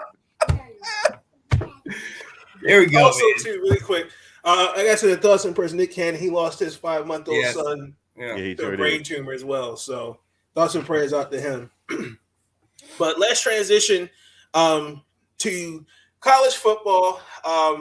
I know that says college playoff previews, but some things did happen today. I did not get a chance to watch the Army and Navy game because I watched had some things outside of YouTube that needed to be done, and I just hadn't had the opportunity. But we had the Heisman winner announced, so I'm gonna let y'all take that away. How did y'all feel about the game, and how did you feel about the finalists? The game was fun. I don't know. Did you watch it, Anthony? I did not get to watch any of the Army-Navy game. I went out and went Christmas shopping today. I was tracking the scores. At first, it wasn't quite like watching the Falcons game because I'm not quite as vested. But at first, I was very happy. And then I was like, oh, man. But, one way or another, no matter what color uniform we wear, we all on the same team. Mm-hmm. But, I was hoping for the Army win, keep the streak going. But I can't be mad at it because, I got mad respect for Navy's coach, whose name I can never pronounce, which is funny because I just read off the African name with no practice. But I got a lot of respect for Navy's coach, and he's had a little bit of a drop off. So respect to him for breaking that loss streak. So yeah. It's funny. I don't know if y'all saw the press conference with Bill Belichick, and he had the Navy mask because his dad used to coach there. And it's funny because it's like, if you watch that game, there was actually a lot more passing than there normally is. Both of those offenses, as you know, are normally more triple option offenses. They actually spread it out and passed the ball a lot more, and they opened it up as opposed to Bill Belichick the other day where he just shut it down and just ran the ball the whole time. But it was a good game. But I know what you guys would have appreciated. The part that I absolutely love seeing is all the festivities leading up to it, and then everything after the fact. How both branches sing their song and go back and forth. I think the pageantry. I love that, and I love that is the only game on. You know what I mean? So yeah. So nothing to draw your attention away from it. Right. And all of the stuff that goes on, like trying to steal each other's mascots and all of that crazy stuff. You remember back in the day, Ab, you try to steal another company guide on or something like that. Just the crazy festivities that go on with all of that week leading up. Got you. Yeah. The Naval Academy is not that far. It's not that far up the road from y'all. So it's not all this, everything. It just kind of bleeds over. And then working in the hospital, I got a lot of that from those retired vets. It's like, yeah, go Navy. I'm like, oh, sir, you know what? Your knee's a little tight. Let me get, because I was a physical therapy assistant.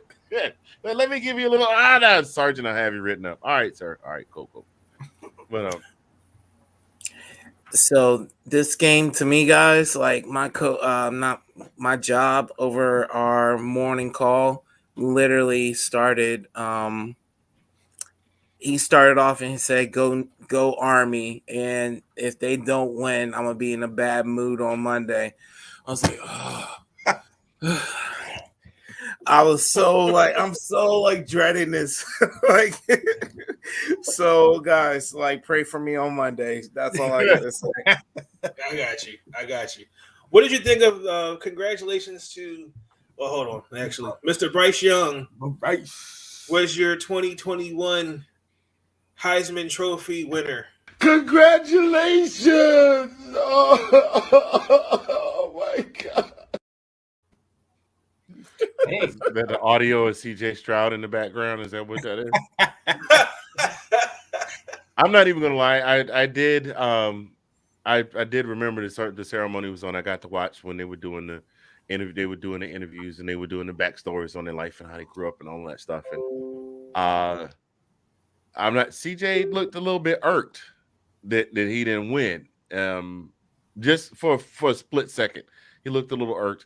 But did we really not see this coming after the Iron Bowl? Did we really not see this coming? I think that was probably the only thing that would have kept him from winning is losing the Iron Bowl, because he's already going to the SEC championship. You don't think it had anything to do with beating you guys? Well, no. I tell you why. Because if we had won that game, then Alabama lost to the number one team in the nation. Yeah. You know what I mean? But he beat the number one team in the nation and the number one defense in the nation. Do you mean it was icing on the cake in addition to the Iron Bowl? Is that what you're asking? No, I mean the Iron Bowl kind of led into the SEC championship. The Iron Bowl, everybody was we were all on our show this week at SEC football Monday nights. We were all on there saying, you said 41-17. I said 35-something. We thought Georgia was going to blow them out because of what we saw in the Iron Bowl. So then when he came out and shocked everybody and put up 41 on that vaunted defense, then this case, I think this race was won on the SEC championship. When he did that, after we didn't even give him credit to score 20 points. And he sat there and blew it out the water and did what nobody can do in the whole entire season. I think that won him the Heisman. I think that was, I do think that was an impressive feat. But what I'm saying is, I think that he was the favorite going into the Iron Bowl. It was still his to lose. And all he had to do was not lose the Iron Bowl in order to win the trophy. I think the championship game was the cherry on top of the whipped cream. That's just my 2 cents, because CJ was putting up numbers, but CJ was putting up numbers on a dominant Ohio State team. As dominant as that squad was this season, he's just a dominant quarterback on a dominant team. Bryce Young had the same numbers, it had equivalent numbers to CJ Stroud all season long on a team that was not nearly as dominant as the one that won last year. Which is why I think them knocking off the perennial, the team that was undefeated and number one all year long, you guys, them coming in there and see, I was badly. I was actually trying. I was trying not to even bring that in as a reference, but thank you for poking the wound 3 times. But I'm saying to be analytical, that very thing I think put him in there. You're right. I think if that game was close, then you maybe still have other questions. But I think that the fact that he did that, it just shocked everybody. Like, wait, what? We followed this, and we were like, I don't know. I don't think Kenny Pickett was getting him. Mm-mm.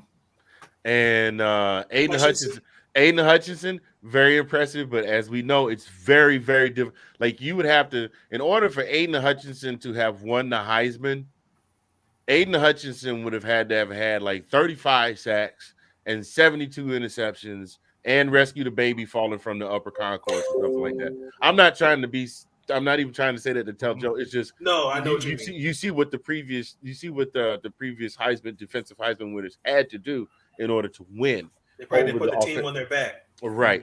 And so didn't see Pickett winning it, didn't see Hutchinson winning it. And CJ Stroud, since now that I know the voting went all the way to the 6th, CJ Stroud at that point, all he had to do was not lose to Michigan. Mm-hmm. But the kid balled out, but they just couldn't get over the hump. Yeah. Honestly, as far going back to Hutchinson, I think the reason they put him in that Final Four, because I think that with him, there's 2 other guys, Kenneth Walker and who's the other, and Will Anderson, yeah, Will Anderson Jr. I think those 2 other guys with Hutchinson could have been interchangeable. I don't think they would have won, but they're definitely a good story. But I think the reason why Hutchinson got into the Heisman conversation is because he didn't get the 2 big defensive awards that went to Big Baby. Mm-hmm. You know what I mean? So I think they almost kind of gave him one. Like, I mean, not taking anything away from Aiden Hutchinson. He's amazing, no doubt. But it's just weird that he didn't get any of the other major defensive awards, but that. Here's the other cake. Well, here's the thing. The cake icing for him was Harbaugh getting over the hump against the Buckeyes. Right. Well, he balled out in the biggest game. That's what really, because he got even the defensive player that week because he had those 3 sacks and take a forced fumble. He balled out and he has been dominating all year long. So I'm glad that game is. I got to be honest. I got to be real. That game. I got to be real honest. That game is going to be interesting. I think that's going to be a lot of head knocking. I think the boys. I don't know what Kirby told them after the game.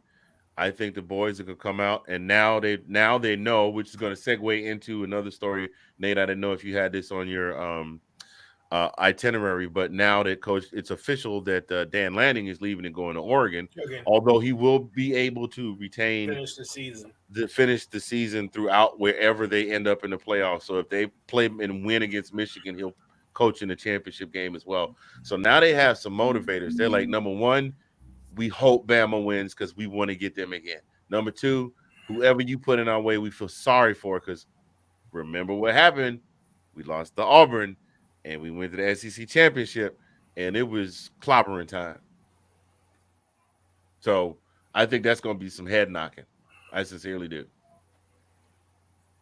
So with that being said, you guys with the playoffs. So you guys play Alabama and Cincinnati plays Michigan.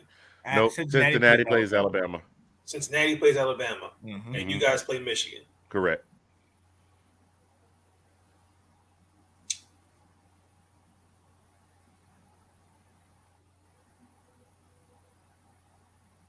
You're buffering, Nate. I gotta think about that one for a bit. You have to break it down. Honestly, you have to look at the strengths. Honestly, the defenses are definitely strengths on both sides. The running game is definitely a plus. Georgia has running back by committee, but Michigan has a 2-headed monster, Thunder Lane and Corum. Right now, it's a 1-headed monster in Hassan Haskins.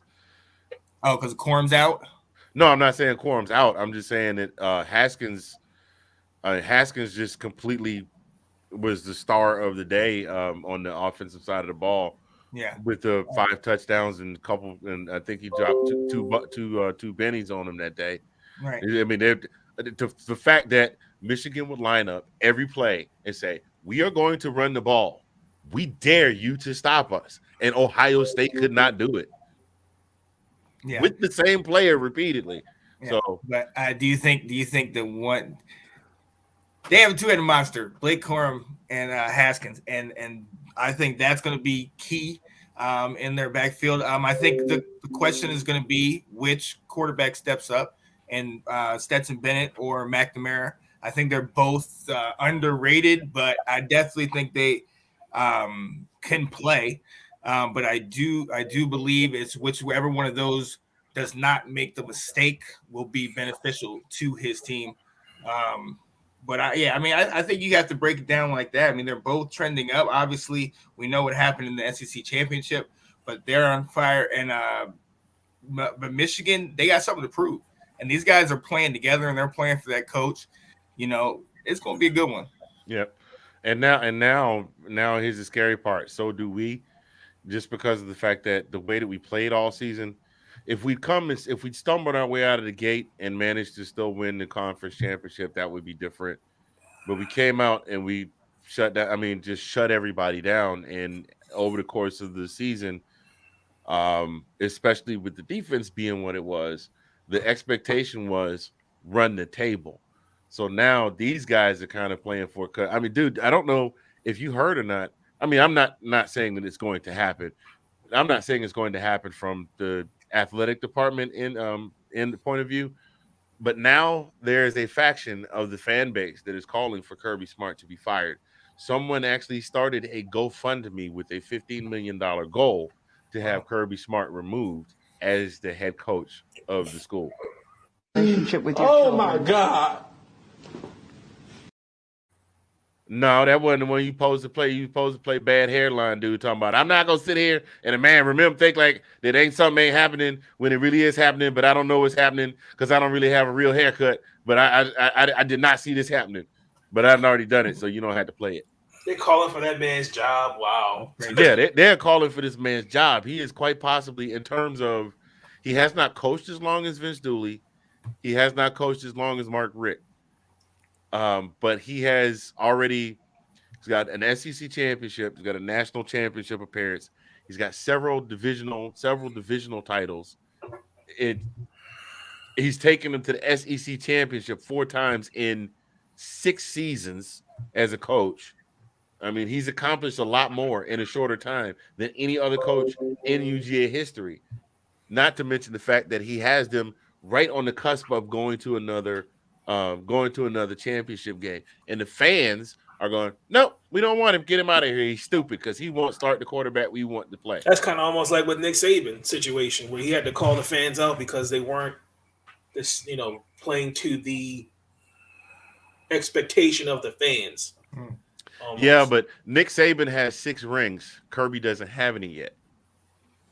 And in the society, in the sports fan society that we live in right now, there's a comedian. Her name is Samore, and she talks about the difference between a man with big abilities and a man with little abilities. Say a man with big abilities can come in the house and be like, "Heifer, where you was at? I've been calling you all day." Say, "Oh, baby, I'm sorry. Let me go run and do something for you real quick. Let me hook you up." But if you got little abilities and you talking to me, lower your voice. Write me a note talking about, "Oh, you was looking for me? You should have sent me a text message." Right now, in terms of using that analogy, Kirby Smart has little abilities. So if Kirby was to come out right now and say all the fans need to shut the damn mouth and let the boys play football, the fans would do. I mean, the fans and the boosters, there would be a movement, and because there have been fan movements that have. There have been fan movements that have swayed the athletic department to make that decision. Now, with these 4 teams, Cincinnati is the one that has the least playoff experience. That is correct. They're the first group of 5 team to make the college football playoff since they started it. Yep. I really think they want to make it for real. I didn't think they were going to make it for real. I thought they were going to get left out as well. That's what I thought. I thought if Oklahoma would have won that game against Baylor, I think Oklahoma would have jumped over them. I think Baylor, just watching, I was like, Baylor did enough to get in. Like, looking at their record against the top 25, they easily had a better record than Notre Dame and Cincinnati. Man, I'm sorry. Go ahead. No, go ahead. You triggered something in my mind. To finish what you say, I got bent on the end. Oh, I was just they showed it, and it was like Baylor's 4-1 against the top 25, and Notre Dame and Cincinnati together are 2-1, like together, 2-1. So Baylor definitely deserves some respect for what they did. Yeah. No, I was just gonna say, because you brought up Notre Dame. You know, your boy called me after the SEC championship was over, talking about, man, I just needed y'all to win. I was like, bro, I can't. What do you want me to do? As soon as they came in, you knew what was going to happen to them. So he just stopped. Yeah. So, Sean, I know you guys play. You have the Duke Bowl. The Duke Mayo Bowl against South Carolina. Not ranked at all. 6 win and 6 lost. North Carolina Tar Heels with my guy, Mr. Sam Howell. Mac Jones is the coach. Chapel Hill, baby. We doing it. Hold on, time out.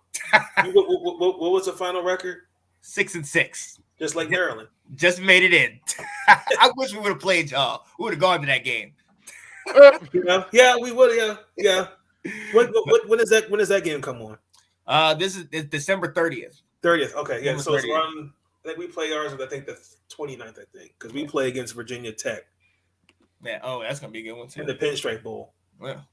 Yeah, I'm excited. I mean, hopefully, I think we can pull it out, man. We do have a high-powered offense, but our defense has been we've been getting ahead and then letting teams come back on us. And we lost four guys that were draft talent. Daz Newsome, our guy De'Ami Brown, Javonte Williams, who's dominating. Yeah. And then who else? The other guy, Michael Carter. For the Jets. He's dominating. Every one of those guys is balled out. All that production, each of them was at 1,000-yard runner or receiver from a year ago. All those guys left. So Sam Howell, hey, hoping he comes out. Hope we pick him up in the draft. Let's go. You know what I mean? Let him sit there and wait. That's my guy. But I honestly, I hope we win. I don't know if we're gonna win because South Carolina, Battle of the Carolinas, playing well lately. So, Oh, what? The Battle of the Carolinas. It's all the same. It's country. Hey, it's not the same. Don't do that. You know what? I'm just kidding. Shout out to Will Kramer, South Carolina's own. Congratulations earlier. I said earlier, his newborn.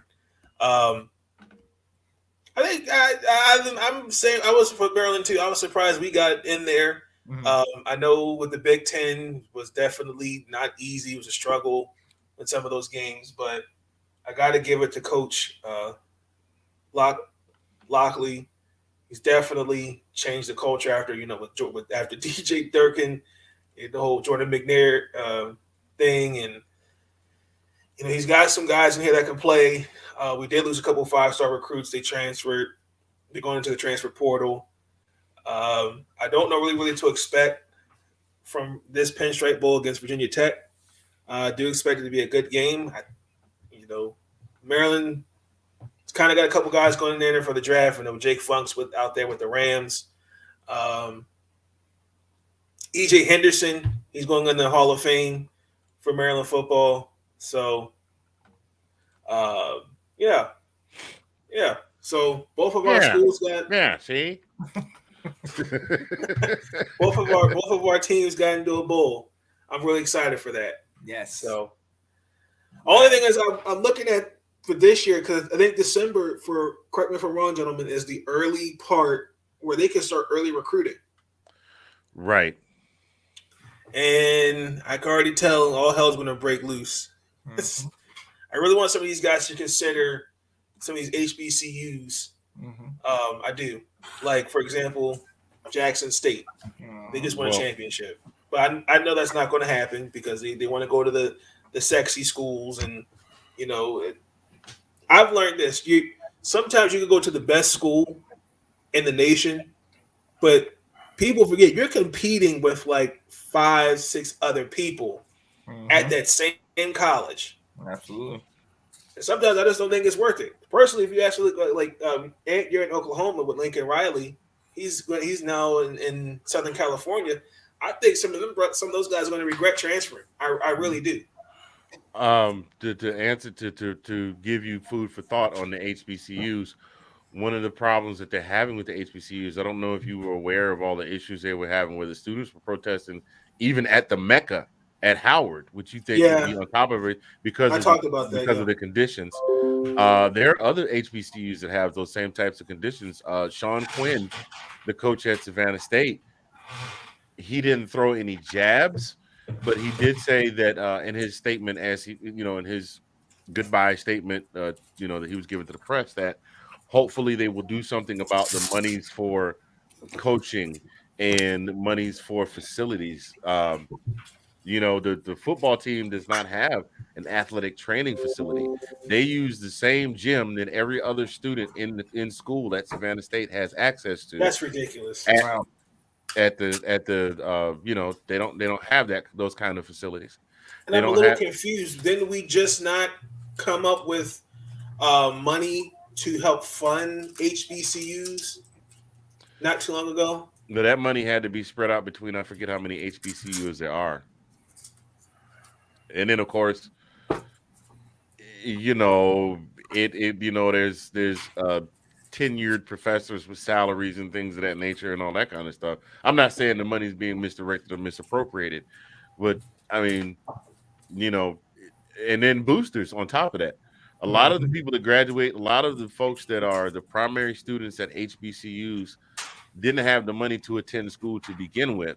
Right. And while they turn out to be they are the biggest supporters of the HBCUs in addition to the federal funds, it's not like where you've got a University of Georgia with a student body, an undergraduate student body of 65 to 75,000 students and 35,000 graduate students and X number of postgraduate students. And because exponentially the number of people that come out of that school that have the kind of money to donate back, the big money to donate back to the school is larger than what you have in an HBCU.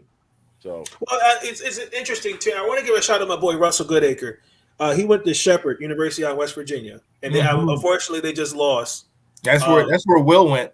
Yeah, and they just lost today. I forgot who they played. Played some school that was a little bit better, and the same thing. They don't really push for. They're trying to get funding, and they're not really, like you said, lack of resources, different things like that in terms of like an athletic training, all that different things like that. It's just amazing to me that you've got decent football programs and there's just little to no like support. Like Deion Sanders, like I think he's doing something great with Jackson State, but I feel like I think someone's going to start with legislation. He's also Deion Sanders.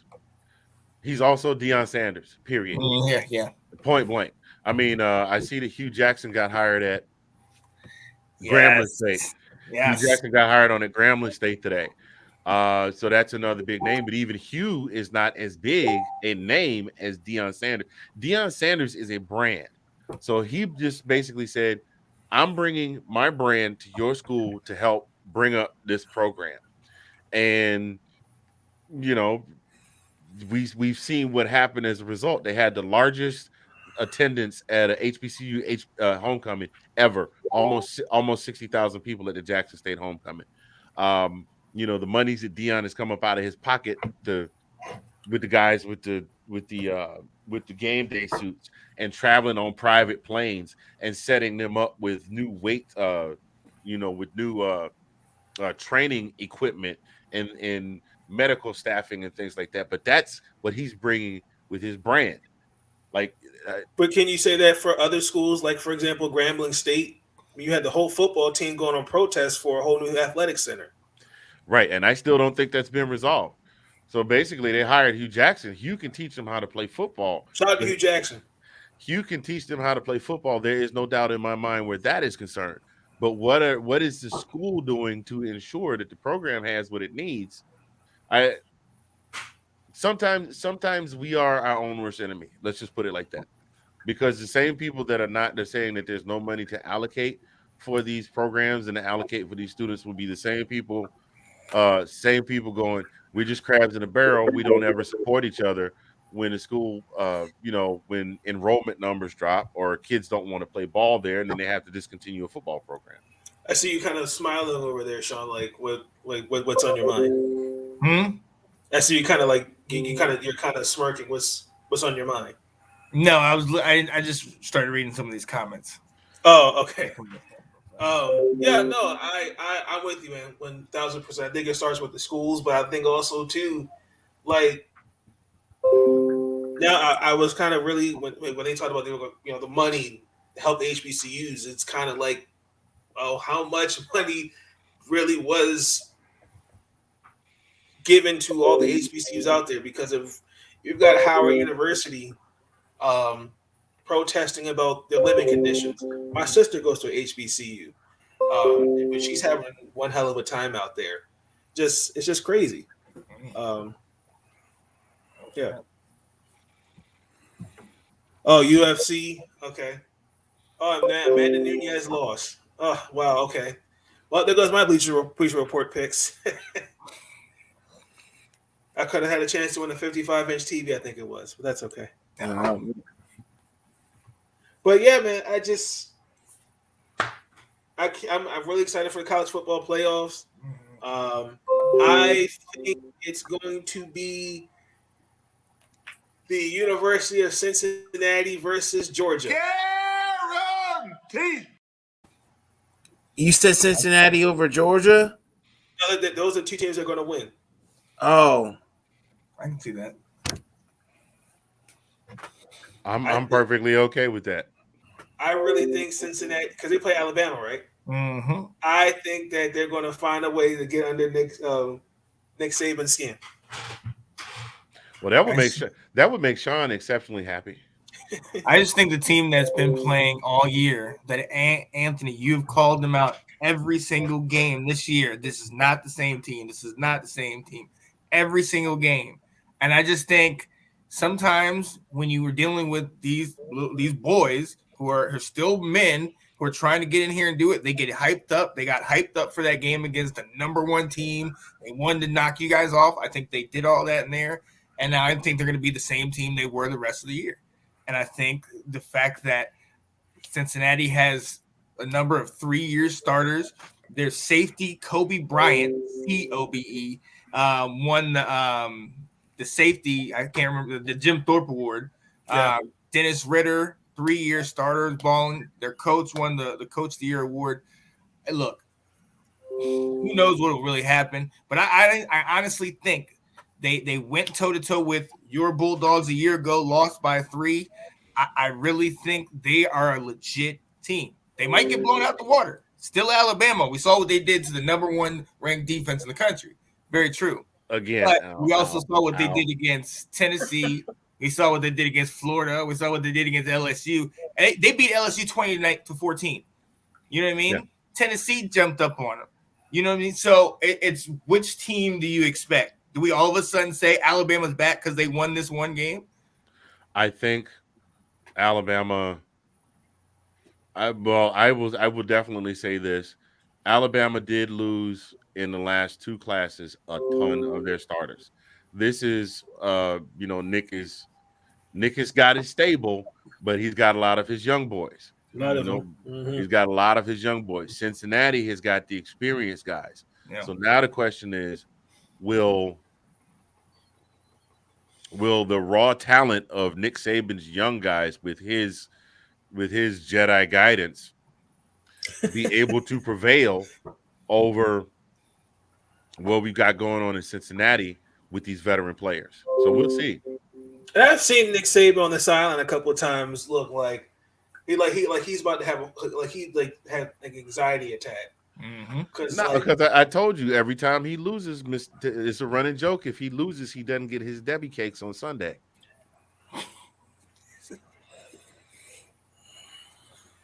Oh my goodness! I don't know if that's an actual euphemism, if it's a euphemism, or if he actually has Debbie cakes on Sunday morning before church. But we'll see. But I think it's gonna be 2 great games, 4 great teams. In the midst of an interesting season where storylines were created, there's some surprising teams that got in there. Cincinnati was one of them, unexpected. So I can't wait to see what these games look like. Congratulations to the other teams that did make the bowl games, like the Tar Heels, Terps. It's kind of weird that they all play after Christmas. So, a lot of these games, they start the first couple bowl games with the 17th, the 18th. So right around then they have just a bevy of bowl games. Yeah. Like how many bowl games can you have? And they all come up with different creative names. They have 44. 44 bowl games. It varies from year to year. That's something that I did not know until this year. Is that sometimes there's more, sometimes there's less. Just depends on how many people they can get to organize and put together a game. I mean, to include location, advertising, sponsorship, travel, swag bags, the whole nine. So, I agree.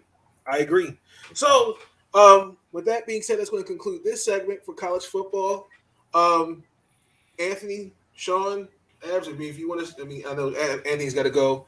Sean, Abs, I don't know if you're going to go. We've got to go because I'm going to transition with baseball. I talk about the Wizards. Yeah, I'm Maryland, bro. All righty.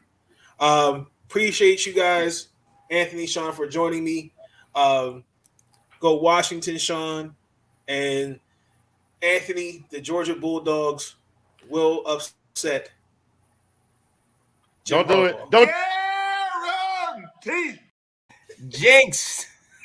Nope. On that note, yeah. Congratulations, Michigan. I'm gonna have to roll out. Put my babies to bed. All right. Alrighty. Like, it's the weekend. I let them up late, but I gotta put them to bed now. All right, do what you got to do. I appreciate you for joining the Habs. Appreciate you. Thanks for having me, guys. Appreciate you. All right. Thank you, Nate. Appreciate you, man. Have a good rest of the show, bro. Thank you for joining. Thank you. So we're going to transition into Major League Baseball. It is day 9 of the strike. There's really been no progress in terms of the agreement to the strike, to when the strike is going to end. It pretty much seems like everybody is just content where they're at. A couple guys have signed overseas. Also, if you didn't know that you can sign, you can agree to a minor league deal. So, for example, a guy like Brandon Finnegan, he signed a minor league deal with the White Sox. Also, to D. Strange Gordon signed a minor league deal with I want to say it was the Nationals, I think it was. I can't remember off the top of my head. But he did sign a minor league deal. A couple guys also decided to go overseas. UCL Puig signed with the Korean baseball team, and so did Mike Toshman. So, unfortunately, don't know where this is going to go. But I'm really hoping that there is an agreement. I do think that there needs to be some accountability on both sides. I definitely know that the owners get away with a lot of stuff. I understand that, but I really do think that the players do have to be open. I do think it needs to be a salary cap on the contracts. I do think some of the contracts are egregious. I'm not a fan. I'm not going to lock a guy up for 10, 15 years and then come down the road. We're not a winning team, or they're not the same player. I think the contract should be like at least a 6-year deal with the option of a 7th. That's just me. But I will continue to follow up with that. I know Buck Showalter's in the running for the Mets as a manager. So we'll see. Also, trainer, a Royals assistant, special assistant for the front office for the Kansas City Royals, Jim Ferrogasi Jr. Thoughts and prayers. He passed away at 57. I think he's the son of Mr. Folsey, manager. He was a former manager himself. He was with the Phillies for 17 years as a scout. I think he worked with the Rockies as well. His dad, Jim, was a shortstop. He managed the Angels, White Sox, and the Blue Jays. So I just want to send my thoughts and prayers out to his family. So we're going to transition into the Washington Wizards. Well, we beat the Detroit Pistons in overtime, but we lost tonight against the Utah Jazz. We got shellacked. A couple things I took away from the Piston game really quick. So the same thing. Once again, we're finding ourselves in a hole. I don't know why that happened, but it did. We were down as much as 14 points in that game. The shooting looked better as a cohesive unit. We shot, 50%?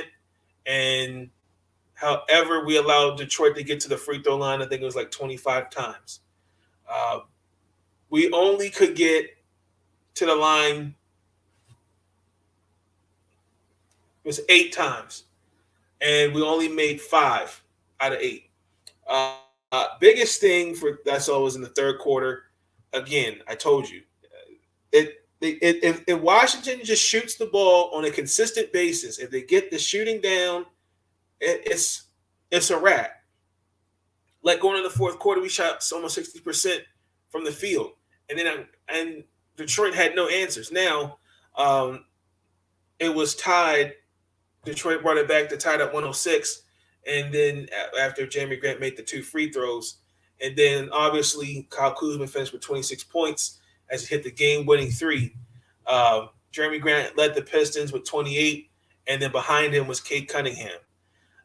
Again, I just feel like without the defense, I think we got us. I think we're still figuring it out. Honestly and truthfully, I really do. We lost to the Jazz at home, 123-98. Kuzma didn't play because he health and safety protocols, COVID. Utah was just a better team. Donovan Mitchell, Rudy Gobert, Joe Ingles, Clarkson. They are a better team. Even Hassan Whiteside had 18 points coming off the bench. It was funny. Like in the first half, it was really close. I think we were down 1. I think we were up by 1 point. And in the first half, they kept Utah. I think it was like 40% as a cohesive unit. Like they did all those things, and then all of a sudden, it just like in the third quarter, that's where I noticed we struggle as a team. We're we're not hitting shots. We're not playing defense. Like, I think Utah in the third quarter, if I'm not mistaken, I think they shot almost 60% compared to Washington, where it was like 36%. We didn't make a 3-pointer in the third quarter. And then on top of that, like, once again, it just one night we're hot and the next we're not. Like, I'm looking at the standings right now. Washington's now the 7th seed. Like, this was a surprising team. Like, we were not a few weeks ago this number 1 seed. And I kind of got my hopes now kind of high up. I still think the Wizards will make the playoffs. But I really do think the Wizards, they need another piece. And I don't know when Rory Hachimura is coming back. I don't know when Thomas Bryant will be back. But I feel like if they get another shooter and a defender, I think that makes things easier makes it easier. But I don't know. And then we play Denver. Like, I can already tell you that game right there, we're going to lose that game. Because, again, Denver's got shooters. And we got to play defense. Like, we can't stop the Joker. We got to get him, we got to contain him early. We start our defense first, make some shots, it's going to be great. But if the third quarter is where we struggle, and then we have this tendency to get down early, and it's hard to get out the hole. Like Bradley Beal had 21 points tonight, and then Daniel Gafford had 14 2011, I believe it was. Utah just played better basketball, plain and simple. I don't know what it's going to really. I mean, I got to give Wes Unseld credit. I mean, he's doing what I did not expect he would do, but I really think the Wizards really need another piece. I'm not saying like a Jason Tatum. I'm not saying like another like a Anthony Davis. I think like a Sabonis, Miles Turner, something like that. They need something. And I don't know. I mean, Rory could be that guy. Thomas Bryant could be that guy. I don't know. I don't know until I see it to believe it. Around the NBA, a couple things happened. So Ben Simmons, the talk of trading him is starting to get hot. I don't know where he will go. I know Portland, Damian Lillard talked about he wants to have a guy like Ben Simmons in Portland. For all intended purposes, Damian Lillard wants – okay, this is how I feel. I was in a Twitter space. Shout out to the Triple Threat podcast, by the way. And they actually brought up a good point. Damian Lillard, I believe, wants to stay, but I think he's really trying to say you need to get rid of these guys. I think he's really trying to find a scapegoat. I really do. I'm never going to question his loyalty to the team, but I said it a few episodes ago. They're going to have to either break this team up or get him some help. It's either A or B. This ain't rocket science. He really, I mean, I look at this team. They don't have CJ McCollum's will be out for an extended period of time with a collapsed lung. They don't really have anybody else. And Ben Simmons, I don't think he'd be the answer, but I think he'd be something that could help. And then I gotta, let's give Chauncey Billups, let's cut him some slack. He's new. It's a new system. It's an adjusting period. It's just you just got to give it time. I really do. And as far as back with Kyle Kuzma, he got fined $15,000 for giving a fan a middle finger. I don't condone that, but some of these fans, I'm telling you, they can really say some stuff and really could get away with it. And it really, really sucks. It really does. But, players got to learn how to control their emotions better, and that was just one of them. Zion Williamson had another setback with his foot. So according to the articles and according to Twitter, his training's being reduced. He's starting to give me Greg Odom vibes like. He really is. He really, really is. That's what I feel like he's doing.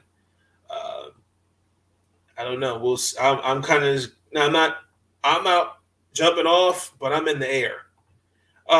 Congrats! Shout out to Andre Ingram, former he played for the Lakers for 2 games and is also in the G League for 10 years. He won I think it was $31,000 on Wheel of Fortune. So congratulations to Andre Ingram. Shout out to him. Isaiah Thomas is back in the G League. He signed a deal, signed with the G League team. Can't wait to see him back in here. He should be in the NBA. I don't know why he's not. Jeremy Grant's up with a torn ligament in his thumb. And I know I talked about with Luka, he looks like he's out of shape, but I think as time progresses, I think he'll get himself back in shape. Bill Russell auctioned off more than $5 million worth of his memorabilia. And that included also his 11 championship rings. I know Shaq talked about getting all 11. It's kind of weird to me that he would do that, but I respect what he's doing. The jersey that he wore in his final game sold for $1.1 million. That's a lot. That's pretty good. So, it's when I first read it, it kind of gave me like, well, why is he doing that? Vibes, but I understand it. Bill Russell, one of the, if not one of the pioneers to set the tone for African Americans, particularly in the game of basketball, along with Wilt, Kareem, Also, too, one at the forefront for the civil rights movement. Got to give him the respect in that regard. Really quick, I want to go back to Maryland football. We did recruit a couple guys. We got a transfer for Darius Cowan from West Virginia. We got a 3-star safety named Calvin Gibson from North Carolina. Also, too, like I said, we did lose a couple guys, so we will see. So, welcome to the team. I'm pretty sure we're going to get a couple more guys in there. Maryland basketball. We played. I'm sorry with the men. We played the number-ranked 20 Florida Gators. We're coming into this game. We've lost 3 straight after a disappointing loss to Northwestern in the opening of the Big Ten games. This is a non-conference game, so I'm hoping that this is for me, a chance to get it together, because the next game we play, the men play, is on the 28th. So a couple things. Florida, they got some boys they got some giants. They got some guys. I like this kid, Castleton. He can play. CJ Fedler, he comes off the bench. And they even got a couple brothers that are guards. They're physical. I've seen it. Now, I did look at their stats as a cohesive unit. They're not a great shooting team from the 3. They're shooting under 30%. Now, for Maryland, I really think they should play small instead of big. I know that may sound like I'm crazy, but I feel like when you have Kadarius Waheed and Julian Reese, I feel like Maryland can play small. Now, I will say this. I feel like Reese should have gotten before Turgeon left. I wish Turgeon would have given him more opportunities to really see how the two of them could coexist. Now, I mean, if that does happen, it wouldn't faze me. It really wouldn't, because Florida, they have size at pretty much every position. So, and I'm looking for Eric Ayala. I'm looking for Dante Scott. These boys have got to have a big game. They've not had a great shooting game at all. Like in the last 3 games for Ayala particularly, he's only had double figures once and is shooting under 25% from the field.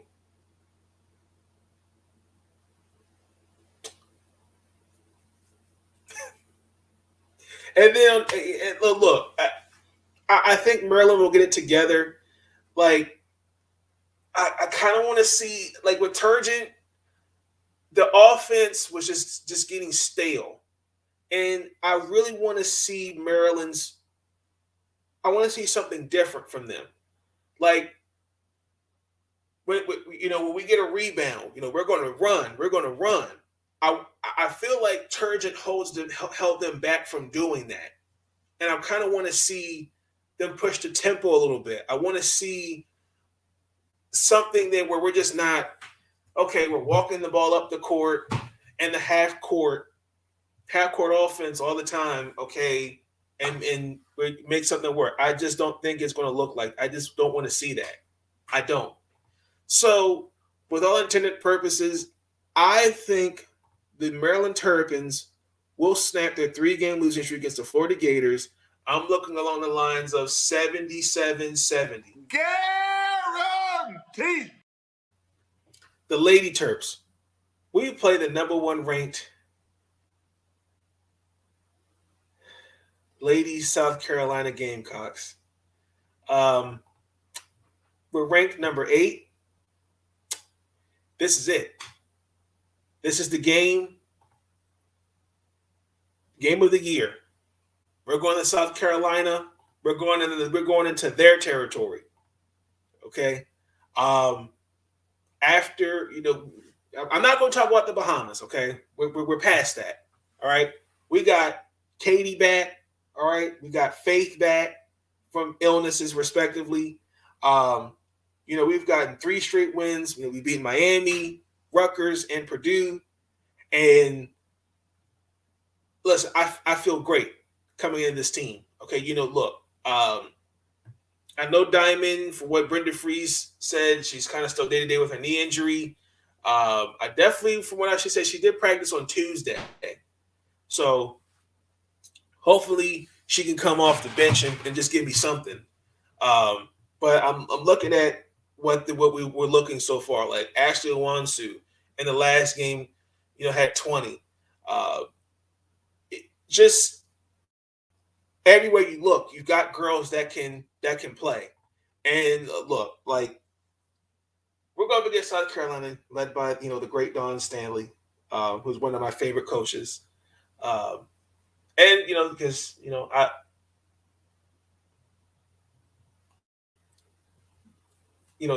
Alana Coast was my favorite college basketball player and one of my favorite basketball players come out of South Carolina. They've got arguably the best college women's basketball player in Aaliyah Boston, who I feel like personally, in my opinion, I think is not getting the same media recognition as a Paige Beckers. And that's a whole other subject for another day. Arguably, she's the best player offensively and defensively. I kind of want to see how we contain her. I think she leads the team in points, rebounds, and blocks. I know she averaged like 17 a game and it's like 9 rebounds. Okay. Destiny Henderson. She can play. Okay. She's the second leading scorer on the team. Zia Cook. She can ball. She's averaging, and then I think it was like 12. Okay.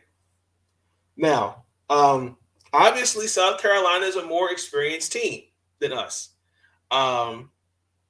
They got all 5 starters back from last year. Okay. And then on top of that, they got an A team and a B team at South Carolina. And then a couple things.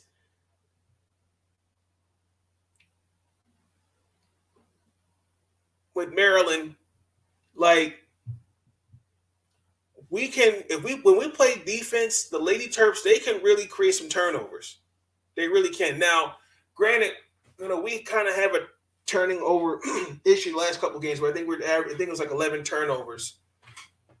And I think that's some things that needs to be cleaned up. I think we're doing too much. We just got to be smart with the basketball and not careless. We got to be not careless and be smart with the basketball. I really do. So I'm looking for the Angel Reese. So listen, I got to give Angel Reese some love. We played Baylor, and she held her own against Malaysia Smith. Really did a thing. Then she had to play Alyssa Carrion, NC State. And then on top of that, like Angel Reese, hey, look, she leads the team right now. She averaged 18 points and like 10 rebounds. So I'm kind of seeing what she'll going to look up against Leah Boston. Okay. From what in my notes here, you'll be surprised. The Gamecocks have the all-time series at 63-54. I think that's going to change. The last time we faced the Lady Gamecocks was back in 2018, and we beat them. It was by like 24. Yeah, it was like 85, something like that. I know it was by like 24. We dubbed them. But we have to play Maryland ball. I want to see, we got to control the tempo. We got to control this game. If we can do that, we might have something going there. We got to get those girls in foul trouble because those girls, they play defense, and if if we make mistakes, it's going to be a long game for the Terps. It really is. So I think we got to starts with the defense, but then we got to control the pace, and we got to get South Carolina in foul trouble. We do those things, I think it's going to be a good game. But I got the Lady Terps beating the South Carolina Gamecocks 85-80. Guaranteed. I cannot wait. I think it's going to be a great game. You're going to be. I feel like the Lady Terps are going to surprise the Gamecocks. Listen, South Carolina Gamecock fans, they'll come at me. I'm a fan. I respect. I love Don Stanley, but I listen. My Lady Terps, they're going to do it, and we're going to face them again in the Final Four. Guaranteed. Yep. You heard it here first. Really quick, some things I wanted to talk about. I had to talk about Coach Gino. Listen, I have no animosity. I respect him. He's a good coach. They just beat UCLA. Now, Paige Beckers is going to be out, I think it's like 6 to 8 weeks because of her injury, right? I'm not a fan of his recent comments that he's made, particularly about, the productivity he's getting from his players. I feel like as a coach, if your players are not performing to the expectations of what you're looking for, I do think there's points you do have right to criticize them in the media. But when you come out and say, I got this, girls who can't do this or can't do that, I do kind of question. I would question that if I'm a player. Who's he talking about? Is he talking about me? Is he talking about random name Brianna? Is he talking about Taylor? Like, who's he talking about? Because, their identity is Paige, obviously, and let's just keep it real. Like, UConn's not the same team they were a few years ago when they had Morgan Tuck, Rihanna Stewart, Nafisa Collier. I'll even go as far as Maya Moore, Steffi Dawson, Bria Hartley, Kia Stokes. Not the same team, and he knows that. But it's just amazing to me, some of the things that he's saying. I get it, but I don't like it at the same time because I definitely feel like when you lost to Georgia Tech, I'm sorry, they play UCLA coming up, but they lost to Georgia Tech. I feel like, and shout out to Georgia Tech, like they're unranked and they got the win. But I definitely do think that this is where, hey, you're going to instill confidence in the roster that's already depleted and you don't have your star player. I think they just bash and just say, I don't have girls that could do this. That's not cool. That's just me. But I know in the men's, I know Bruce Pearl suspended for 2 games because I know he got suspended for 2 games and Auburn's placed on a probation for recruiting. Something they should not have done. Other than that, that's really kind of like the big news. But as far as the Lady Terps and the Lady Gamecocks, I think that's going to be game of the year. I do. We're going to transition into Towson Basketball. I have to give a shout out to the men and women. They're both playing really well. We asked the men. They got a well-deciding win over Coppin State. Shout out to Juan Dixon. Final score, 89-75. We lost to the Ohio State, 85-74. Really was a good game. Really showed me a lot that we got some guys in this here at Towson that could really hold their own and going against, at one point, still a respected school, the Ohio State. I say for the most part did really well. Now the next school we play is on the 14th. We play the University of North Carolina at Greensboro, and it's a home game. The Towson Tigers will beat. Let me look at the mascot. Looks like the Greensboro Knights. 75-60. Guaranteed. I got to give a shout out to the Lady Tigers. We just came off a big win against American University on the road. And we got the the Memphis Tigers at home on December 14th. The ladies played first. It's interesting. We look at the Memphis Tigers real quick. I think they're like they're not doing too bad themselves, I don't think. Let me look at their schedule. I think they're like right there as well. 7-2. They're coming off of a win against Southern.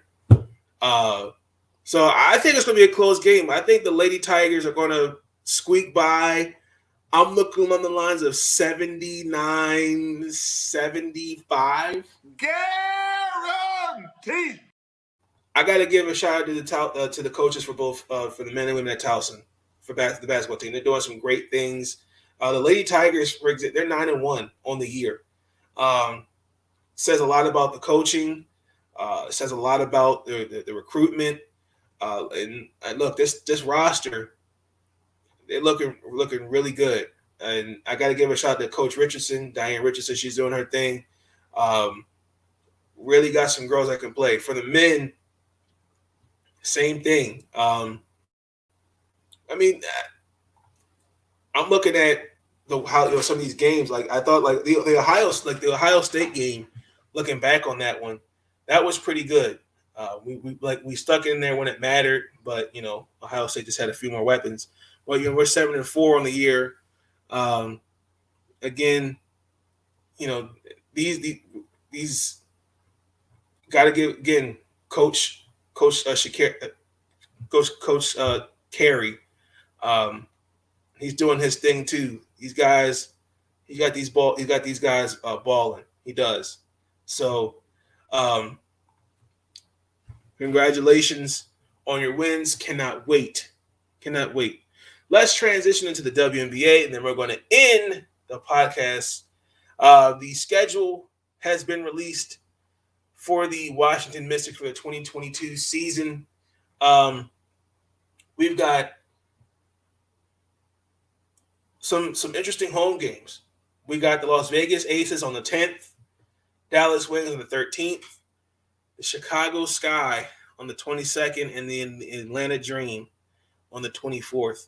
We're going to be home for a hot minute. I'll look at the schedule from the 30th of July to August 2nd. We got to face Seattle twice and in Las Vegas. And then we're going to be on the road from the 3rd of July to the 14th. We got to play Connecticut, Atlanta, LA, and Phoenix.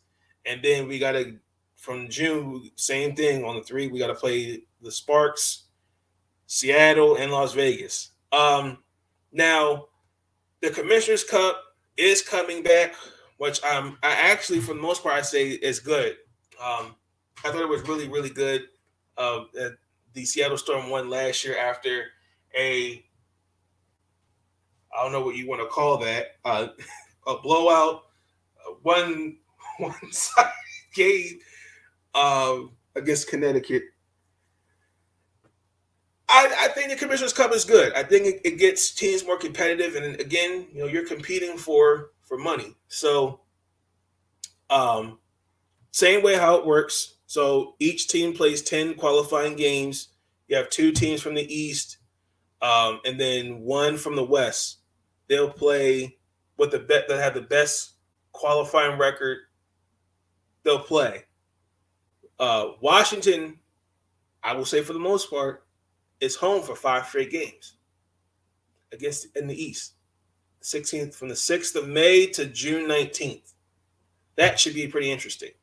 Now, for this season for us, it is our 25th year. We started in 1997.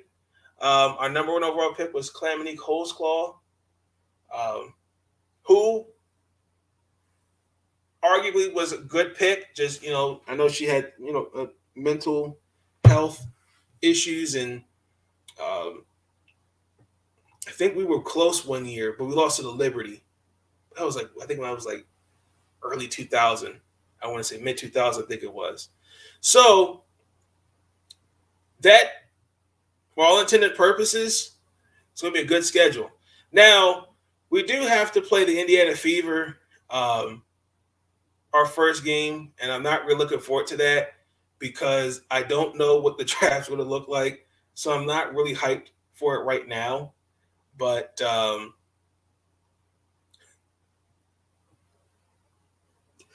Washington Mystics will beat the Indiana Fever opening night. Guaranteed. The Washington Mystics will have the number one overall pick in this year's draft. Guaranteed. Confident with that. Couple things I kind of want to take into account for this offseason. I know Coach Sandy Bordello, I said that wrong. I apologize. From what I've been hearing, the agreement from Phoenix was not mutual, which tells me a lot, saying that I think there's more management wanting to part ways. That kind of does hurt a little bit. I think when you have a coach that has been the X factor to your team winning for this period of time, and just after a while just going, we're done, we just need a new voice, that kind of does have an impact on people wanting to stay. I feel like whenever there's a coaching change, I'm not really fond of that because you got to get them to coach the system and all those different things like that. So we'll see what that'll look like. So Phoenix has got some different. It's got to figure out what they're going to do. I know their salary cap's tight. They can't bring everybody back, so that should be interesting. Now, as far as for the schedule for the WNBA season, it's 36 games back. So we got the basketball championship game in April, and then the FIBA World Cup in September. So I think we can get all 36 games in there. But I'm hoping that we get some of these games on TV, Fox, ESPN, ESPN2, out NBA TV, out TNT. Just saying. Now, a couple things. Free agency starts on the 15th. Contracts can be signed on the 1st of February. Obviously, the draft's in April. The season starts on the 6th of May. All-Star Weekend's the 9th and the 10th. Commissioner's Cup is on the 26th of July. And it starts again May 6th until July 7th. And then the end of the season is August 14th. So they're kind of clipped. So they're actually kind of pushing it. They're not pushing it, but usually that's about right. By August, September, the season's over with. So I think it actually kind of balances itself out. I do. Couple games I'm going to be looking at. They got to have this on TV. Candace Parker versus the Los Angeles Sparks. That should be an interesting game. I can't wait to see that one. She did not play in neither game against the Sparks. I know the first one she was injured. She's still injured in the second one? I don't remember off the top of my head. Then you got the Western Conference Finals matchup. The Las Vegas Aces versus the Phoenix Mercury. The Mercury, if you remember, they outlasted Las Vegas in 5 games. Then you got the Minnesota Lynx versus the Seattle Storm. Don't know what to really look for. So, I know Nafisa Collier, congratulations again. Her and her fiance are expecting. Don't know what Sue Bird. I don't know where her decision is at, and I don't know what Sylvia Fowles wants to do. Both teams are going to be in a transitional phase. I think it's going to be all right. Also, too, the same thing with Diana Taurasi. I don't know where she's going to stand coming back as well. Obviously, I just said the Indiana Fever versus the Washington Mystics. I don't know the status of Elena Deladon. I've been trying to find, I've been reading, the Washington Post, all these articles, nothing. So I don't know what to really expect. She's only played 52. She's only in the 2 years. She's missed 2 years, practically due to injuries. And Indiana, I think, in my personal opinion, they're about another. I'd say another piece from competing. I like. They're going to get Kaiser Gondrzik back. They got Tiffany Mitchell. You got Kelsey Mitchell. You got Victoria Vivians. You got Tiara McCallum. I just think if they get maybe another guard forward, I really think the end of the Fever got some pieces. They do. I'm not going to sleep on them. And this is how I feel. Coach Stanley, Maureen Stanley, I love her. I think she's a great assistant coach. As far as a head coach, I don't think she's the answer for them. I think she's definitely shown. I've definitely seen growth in their games, respectively.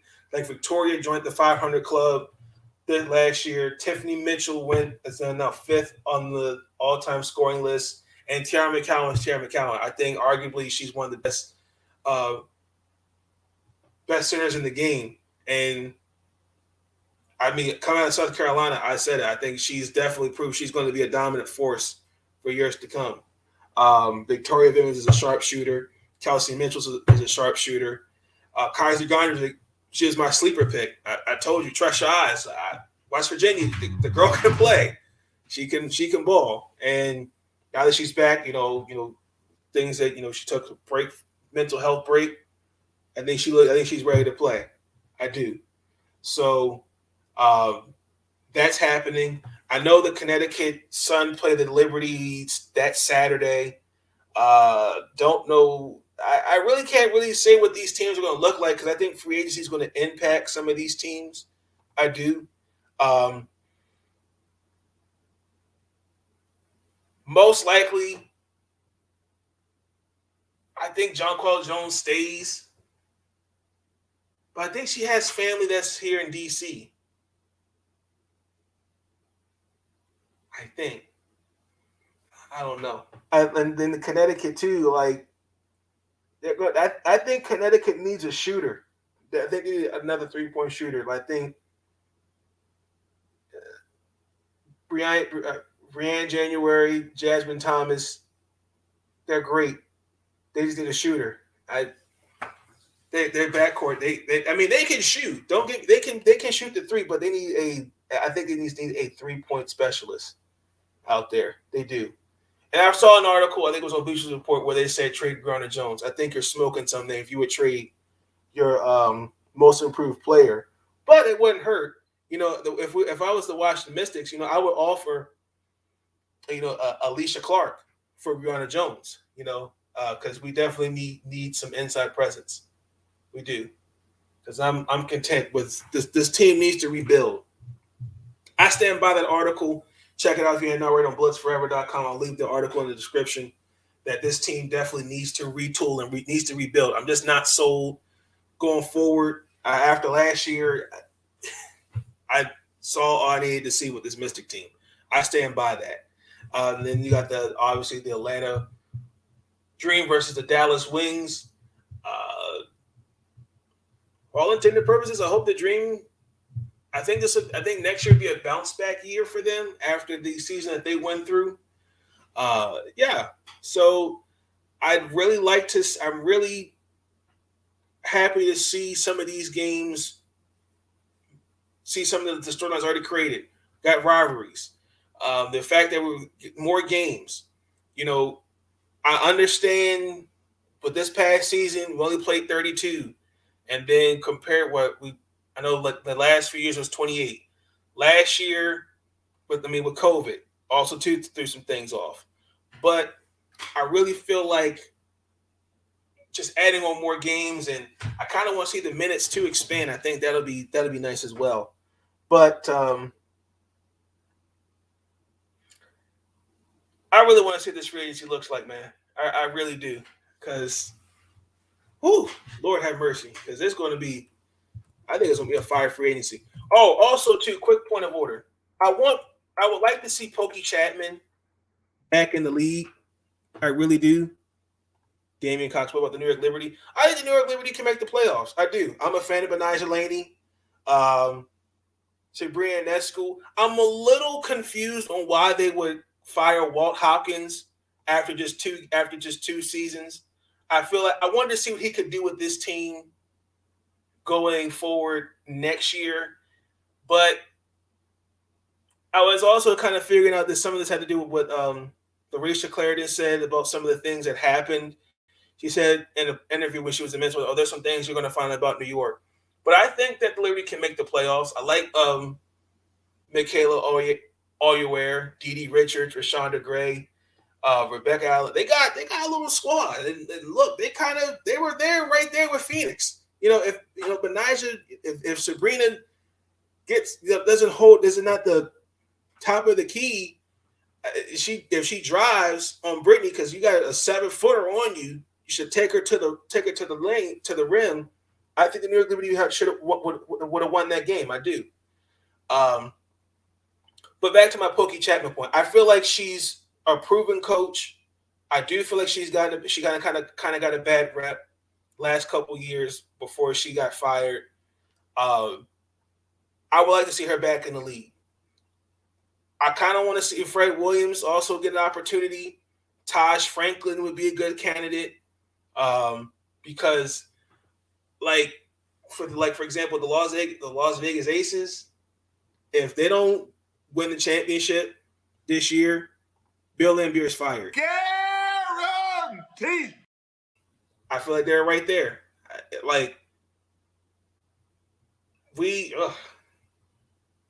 I don't see Liz, and I don't see Liz Cambage coming back at all.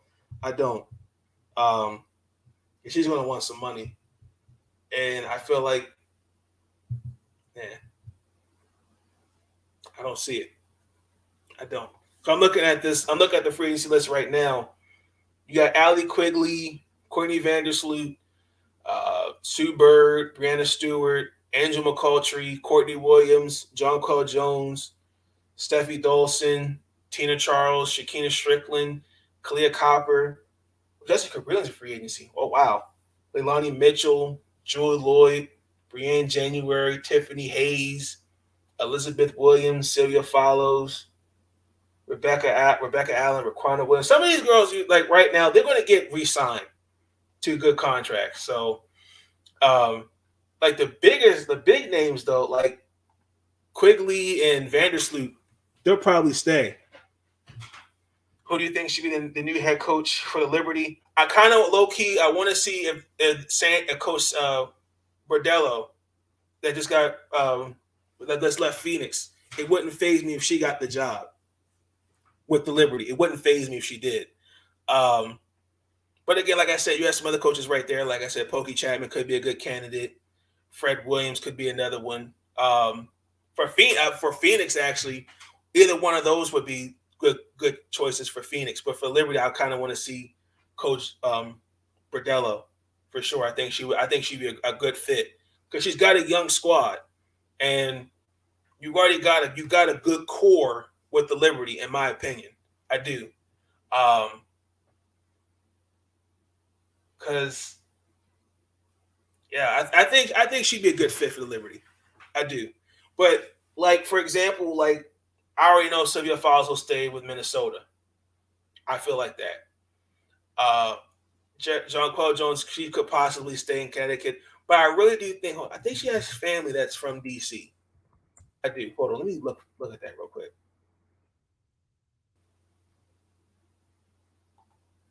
I know she's from the Bahamas. Yeah, she went to Riverdale. So yeah, of course. So she's definitely got family out here. So it wouldn't faze me if she decided if we offered her a contract. Wouldn't faze me. Tina Charles is not coming back to the Mystics. That's not happening. It's just not. As great as Tina was this past year, I don't think the task was to be the scoring champion. It was to win a championship.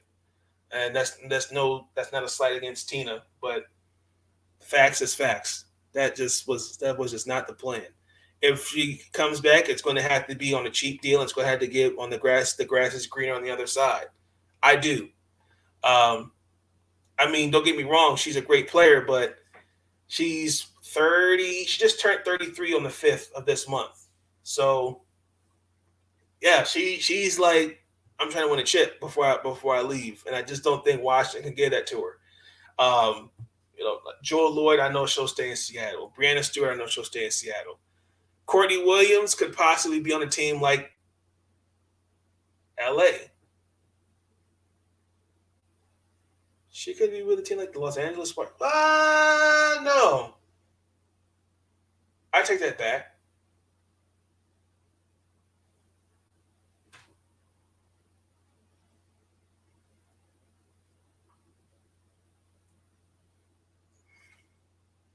Oh, Courtney Williams would be good. I don't know where Courtney Williams could go.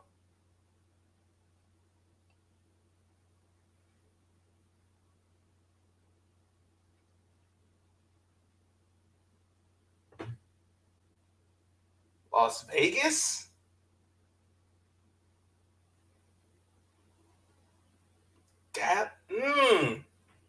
That's interesting. I got to think about that one for Courtney Williams. Raquana will probably stay in Vegas. Odyssey Sims may take her talent somewhere else. Letitia Heidemann, she'll probably stay in Connecticut. Shay Page will look for some money. She'll probably stay in Phoenix.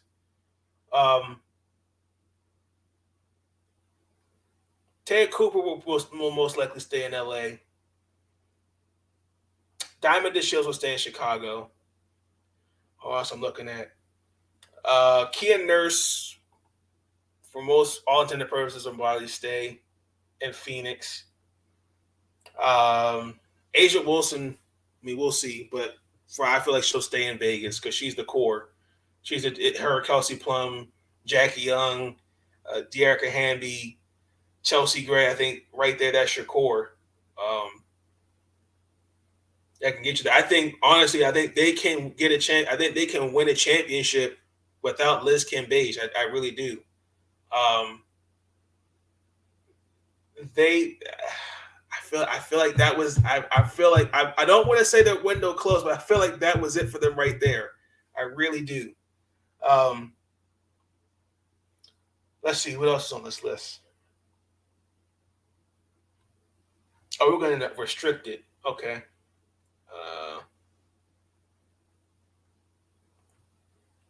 Like Angel McCautry could pretty much go anywhere because Angel McCautry is a walking bucket, so she could probably go to a team like New York, Seattle, Washington could probably. No, never mind. She's going one. I think it's gonna be too much money. Like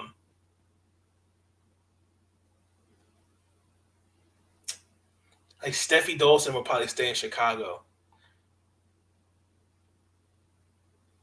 Like, I'm just looking at some of these free agents. I don't even think Washington low-key can't even sign some of these girls. I really don't, because Washington doesn't have the cap. And that's not even including, too, some of our free agents as well. Oh, wow, Victoria Vivians is a free agent. I did not peep that. Damn. Monique Billings is a restricted. Wow.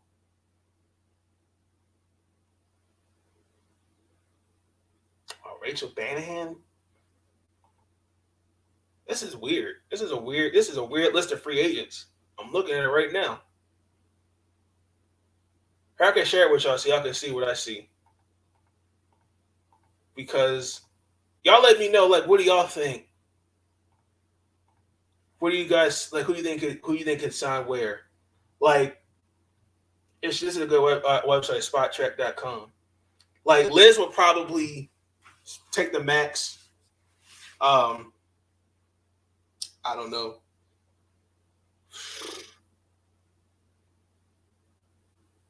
Derek Fisher will probably be stupid enough to sign her. I feel like he's got a core right there, but I don't think it can happen because you got Nneka and Janae Okumike. I think he has a core right there. They just got to stay healthy. I don't know. Like Kalia Copper, she's not going anywhere. She's staying in Chicago. Jessica Breland's a good veteran. She actually could fit really anywhere, in my opinion. Tiffany Hayes will probably stay in Atlanta. Rebecca Allen will probably stay in New York.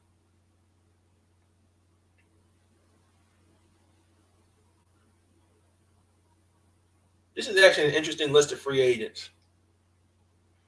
Now, Maria Badivia, I think she's going to stay overseas because I don't feel like I think it's the same thing everyone's been saying. It's been the money, and I don't think. I think she wants to stay overseas in Russia. I do.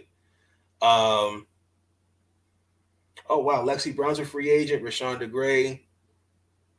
Damn, I think it's going to be a good free agency offseason. I do. Let me look at the cap real quick. I think Washington might have the most.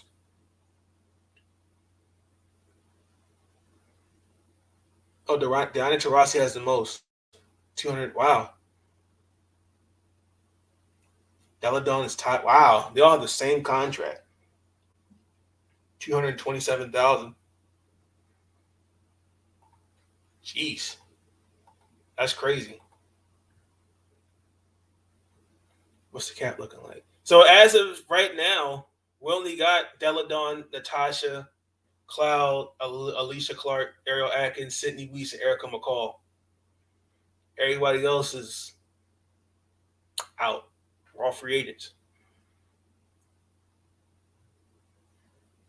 And Washington don't have the cap. They got a little over $450,000. I'll run it up to like $457,000 because Elena Deladon's cap hit is $228.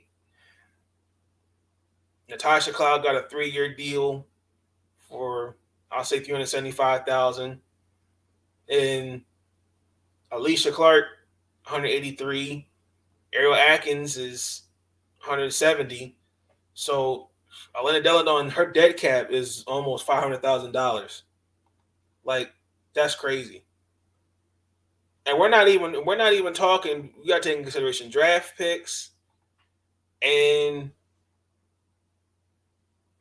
man, and they're all protected too. That sucks. Then who actually has the most?